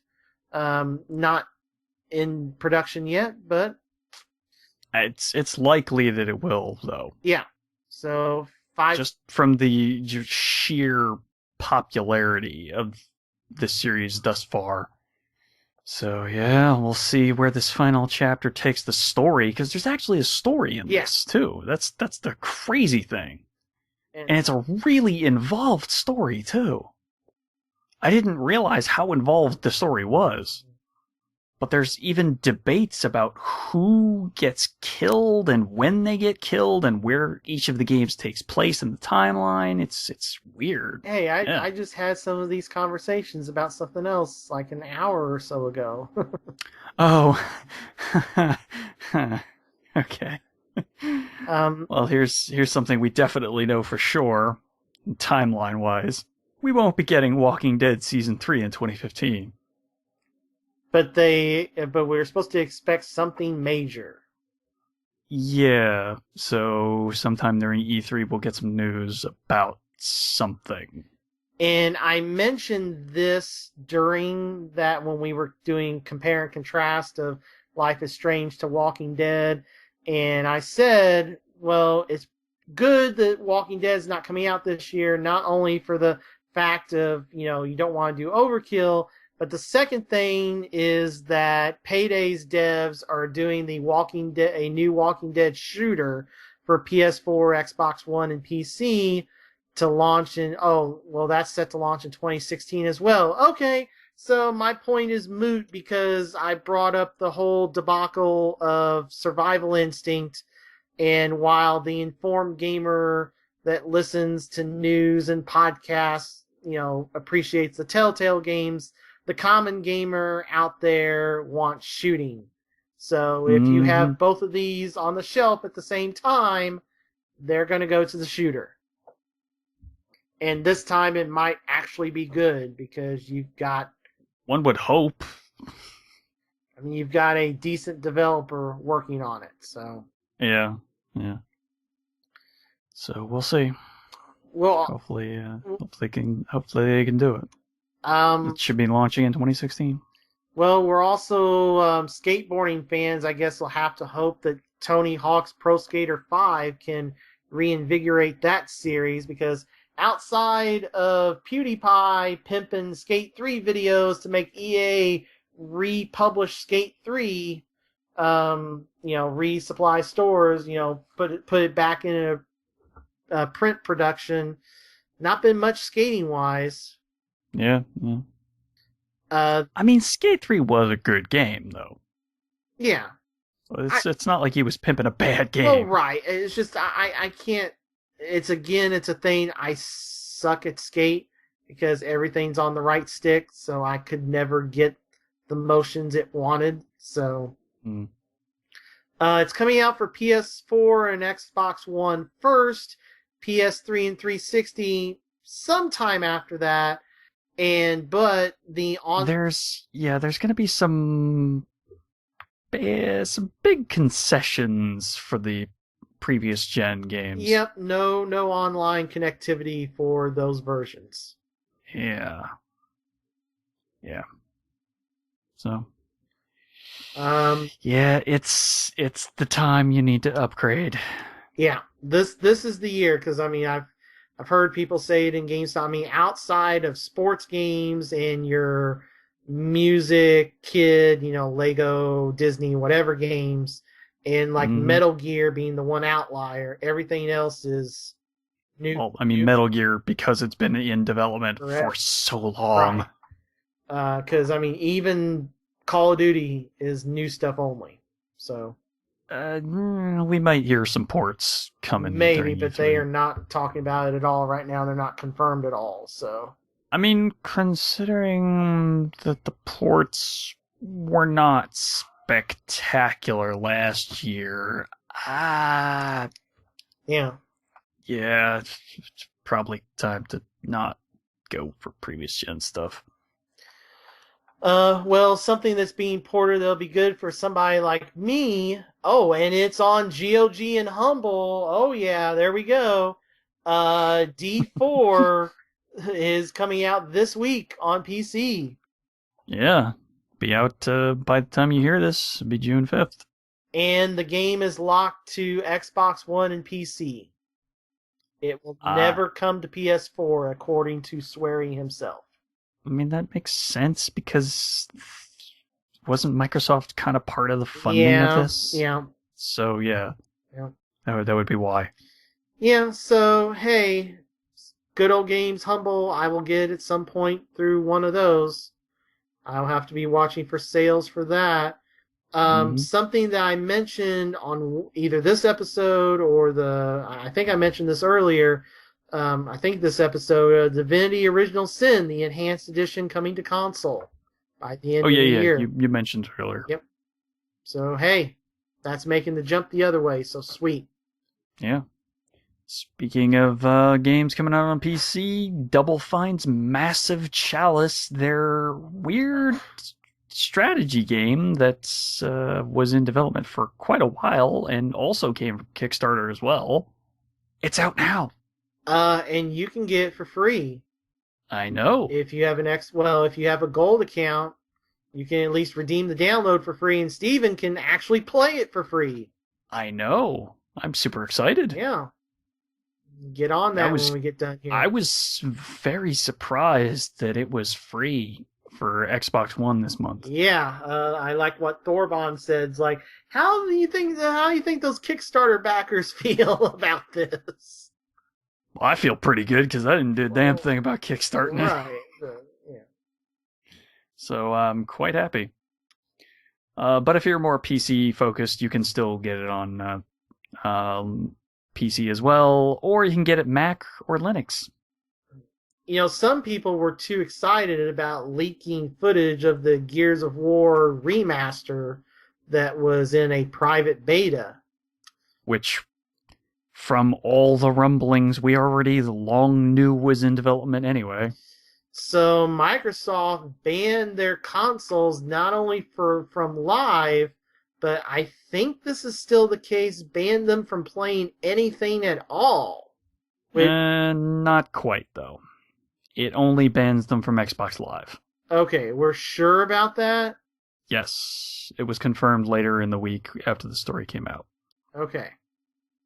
Can still be used offline. Okay, so it was just banned from live, because that got people like they have a kill switch for the console completely. Because now I'm fine. Yeah, that would be a little too ridiculous. Yeah, ban it from live, I'm fine with, because they were idiots. Yeah. But just to brick the entire console period from playing. Yeah, no, that would be completely unfair. Yeah, that's like 2 steps too far. But you know what those people are probably going to do with that banned Xbox that GameStop probably wouldn't be able to test the online out of? Yeah. Trade it in for a white Xbox One. Say with, I don't know, a 4-game-in-1 bundle? Perhaps? Yeah, so we've got a limited edition run of the Halo Master Chief Collection bundle, except it's the white console again that sold out in a day when it was tied to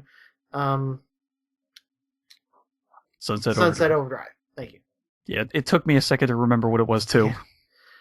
Yeah, but that internal hard drive, you're gonna lose 60 out of the 400 gigabytes that's available to use on that hard drive, because the Master Chief Collection's a 59.11 gigabyte download, not including patches. So say goodbye to about 1/4 of your hard drive with that game.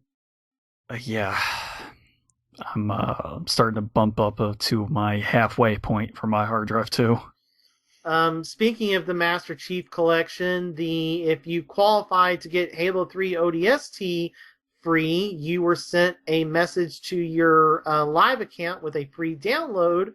Or if you did not qualify, you can also now, as of today, buy ODST separately as a download. So the best Halo game is now available in the Master Chief Collection. Indeed. For $5. Yeah. Even. Best Halo game that they made in a long while. And for legal reasons, the Easter egg for Destiny in the game that went undiscovered for years has been taken out. Well, I mean, they had to. Yeah. Not that it was a really obvious Easter egg anyway. But it's become famous now when Bungie was like, you guys never found it. Or never put 2 and 2 together. That's the thing. If Bungie hadn't said anything, it probably never would have been removed. Yeah. Alright, well, there you have it on that one. But, so for those of you out there that are still into zombie games, you're going to be waiting a little bit longer to get Dead Island 2. Yep. It has been delayed out of 2015. So go buy Dying Light instead. You're better off anyway, yeah.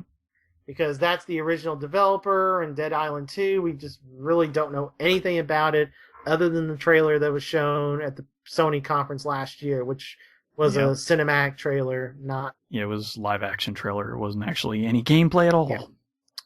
I'm guessing we're probably going to get some gameplay this year? I don't even know that now. Maybe. I mean, they would have to show at least some kind of gameplay, right? You would think, but... Unless it's not coming out until late next year. Or they could save it for Gamescom. Or that, yeah. Another thing... But I mean, after Dead Island Riptide... Yeah. Well, remember, those two were Techland, and Techland did Dying Light. So this is a completely... Because that split happened where Techland's like, okay, well, we're going to go over here, and Deep Silver's like, well, we own the Dead Island name, so we're going over here. Yeah. So this would be a completely new developer, and so... But... Hopefully they can do something with it that's worthwhile. Yeah. It can be kind of hard to follow up Dying Light, because that's pretty much just about anything you want from that style of game. And it's exactly where they needed to go. And State of Decay is a thing as well. Again, yeah. Now that it's out on Xbox Ones. Yeah. Also, spring 2016, Ratchet and Clank for PS4, a remake of the original to tie in with the animated movie coming out in the same time frame. Yeah. They recently announced the voice cast for that movie as well. So I think that movie's actually getting made. Another movie that's getting made is the Assassin's Creed movie. It starts filming in September and will come out in 2016. Look at this, a renaissance in video game movies again. Yeah. Let's hope these movies are, good. Yeah. Let's also hope the Assassin's Creed game is good this year. October 23rd is the release of Assassin's Creed Syndicate, a single-player only game. No co-op, no multiplayer. Single player only. Gee, I wonder why they're focusing on single player only.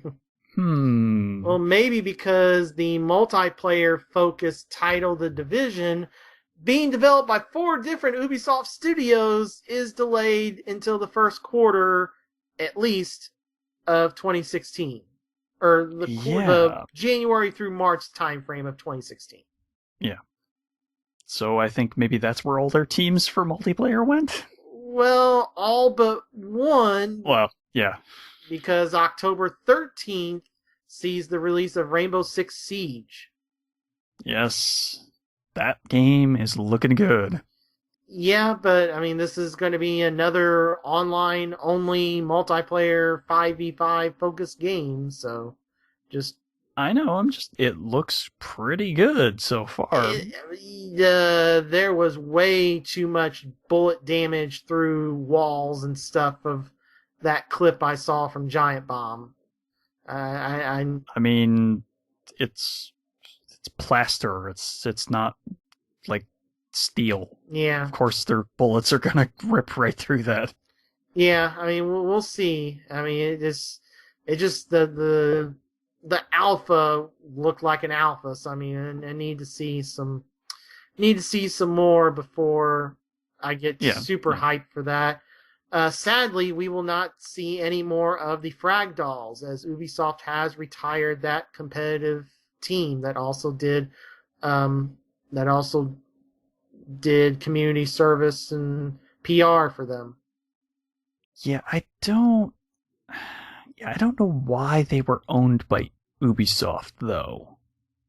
That was the part that always made me question it. Well, it was, I mean, back then, I mean, for them to be able to go to tournaments and compete, they needed a sponsor, and Ubisoft, was trying to promote diversity in games, and, I mean, it made sense back then, and then as their competitive nature kind of winded down, and they never really won any tournaments, but they were there and they were good, they were grinders, they were like me going to a Magic Grand Prix and, hey, yeah, I made day 2 of my first Grand Prix, yay, and I finished 175th out of 2,000 people. Nobody but my friends or acquaintances cares about that, fair enough. Yeah, so, I mean, they never won anything, and, I mean, games have kind of moved on. I mean, their leaders said, quote, the world of video games has moved on. We count it as progress that girls playing games are no longer the source of surprise it once was. All right. Yeah, that makes sense. Yep. But yeah, just sad to see that go away. Yep. Although I hadn't heard anything about them doing anything specific in different competitive environments in a while. Yeah, I mean, they've been more PR focused, promoting Ubisoft games. So, all right, well, I mean, I guess if you want to play as more games and girls in games, you could buy the Batman Arkham Knight DLC for $40 and sight unseen, and you'll be able to get to play as Batgirl. Yeah. $40 season pass. Ugh. Yeah, sight unseen. Yeah. That's no. Yeah. I don't buy season passes until I know I want to play a game. This is just getting ridiculous with these season passes and putting them out before the game is actually out. When they announced this, it was like a full 2 months, almost 2 months ahead of time. Yeah. It was ridiculous. All right. Well, speaking of DLC, yep. We're getting another Portal game. It's just not what you're thinking. It's Portal Pinball for Zen Pinball. Yep. / Pinball FX on Yes. Xbox. Yeah. The Zen Pinball platforms. Yes. It's out now. Yep. And apparently it's pretty good. Like most of their other licensed tables. Yeah. It uses all the official voice actors. Yep. So that's cool. Mm-hmm. If you... Speaking of Portal. Yeah. And Jurassic Park. And The Simpsons. Yeah, throw The Simpsons in there, sure. Sure. Why not have all 3 come to LEGO Dimensions? Yeah. $15 team packs with just the characters, or level packs for $30. offering the figures and the in-game content. Yeah. Yep. All right. Well, there you go. Ouya's in trouble. They need somebody to buy them because they are in debt. Yeah, this isn't surprising. No. Because who the hell would really want to buy an Ouya? Yeah, that kind of Android, thing is kind of come and gone. That fad that Ouya was at the crest of, and because it was all phone games. Yeah. And the majority of which were not worth it. Yeah. And it had the ones that were worth it got ported to other consoles like PCs and, PS4. home consoles. Yeah, what's the archery thing? Towerfall? Yeah, Towerfall Ascension, yeah. Yeah, that's the biggest hit for Ouya, and that's on PS4 and PC. And they just did an expansion for PS4 and PC. Guess what's not on? Ouya. Yeah. Gee, I wonder why. Yeah. Ouya has declined GameSpot's attempts to get a comment. Gee, I wonder why.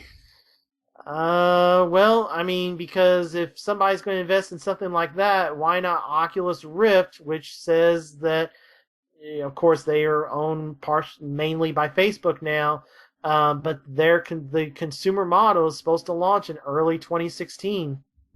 Well, they're wholly owned. Yeah. They're fully owned by Facebook. Yeah. By Facebook. Yeah.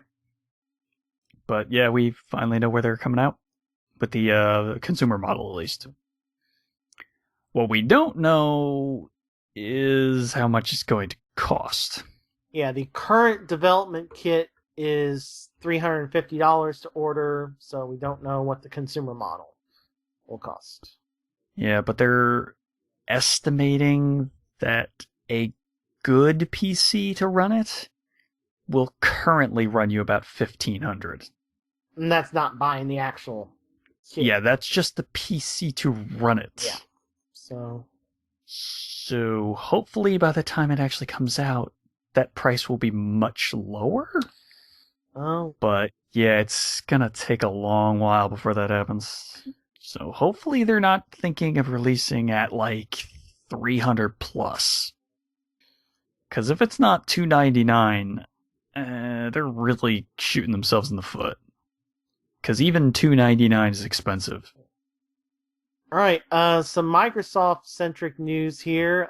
Former BioWare head Casey Hudson, 16-year veteran, oversaw, was part of the KOTOR development team. The father oversaw the Mass Effect series.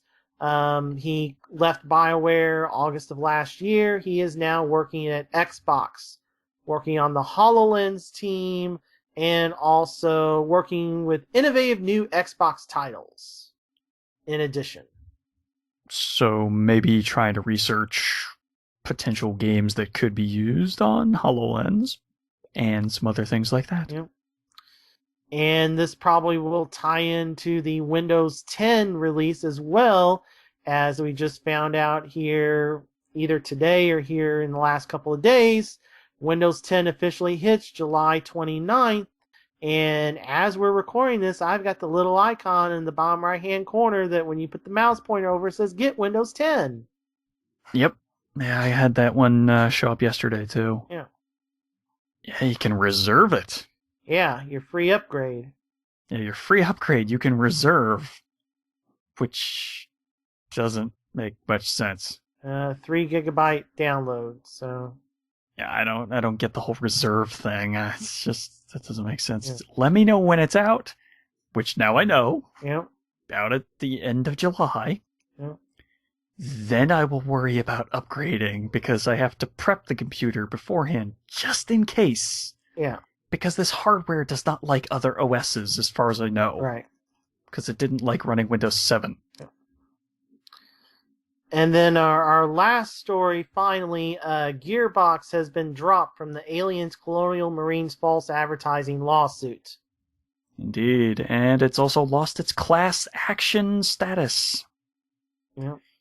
So, yeah. Gearbox. The case against Gearbox was dismissed with prejudice, meaning the developer can't launch another lawsuit for this case under the condition that Gearbox won't seek legal fees.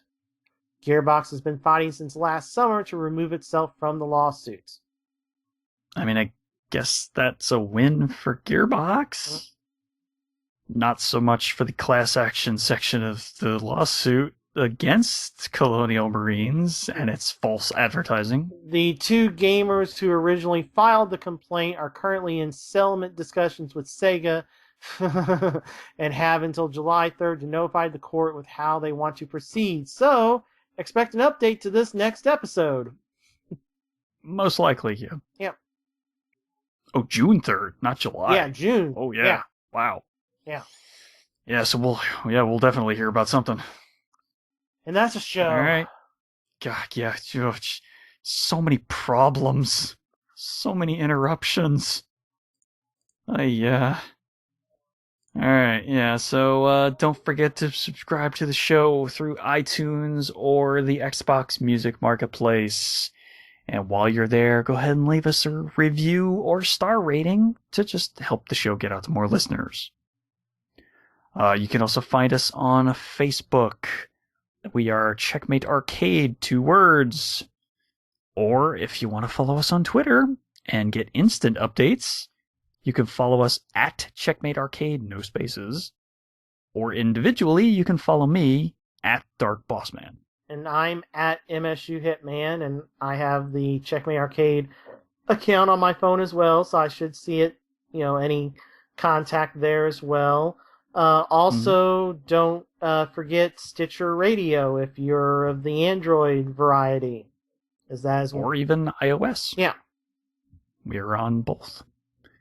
Yes, so if you're on the go and you want to listen to the show, there you go. We got you covered on right in your pocket. All right, so that's going to do it for this episode of extremely longness. God, what did I say at the beginning of the show? I don't even. Oh, that's right. How could I forget that I didn't know Jack? My name is Stephen Boss, the Dark Boss Man. 2.5 hours, but mission accomplished. I'm MSU Hitman Jason Billingsley. We did it. Episodes in the books. I was talking about Amiibo, but yes, that as well. Oh, yes, well, that too. The episodes in the books. We can finally move on. 2 episodes. I mean, 1 full episode and then the special. Yeah. I consider the endgame specials. Okay. But yeah, I know what you mean. Yeah. All right, and now that this episode is over, maybe we'll see you on live PSN and maybe even on the net. Peace out, everybody.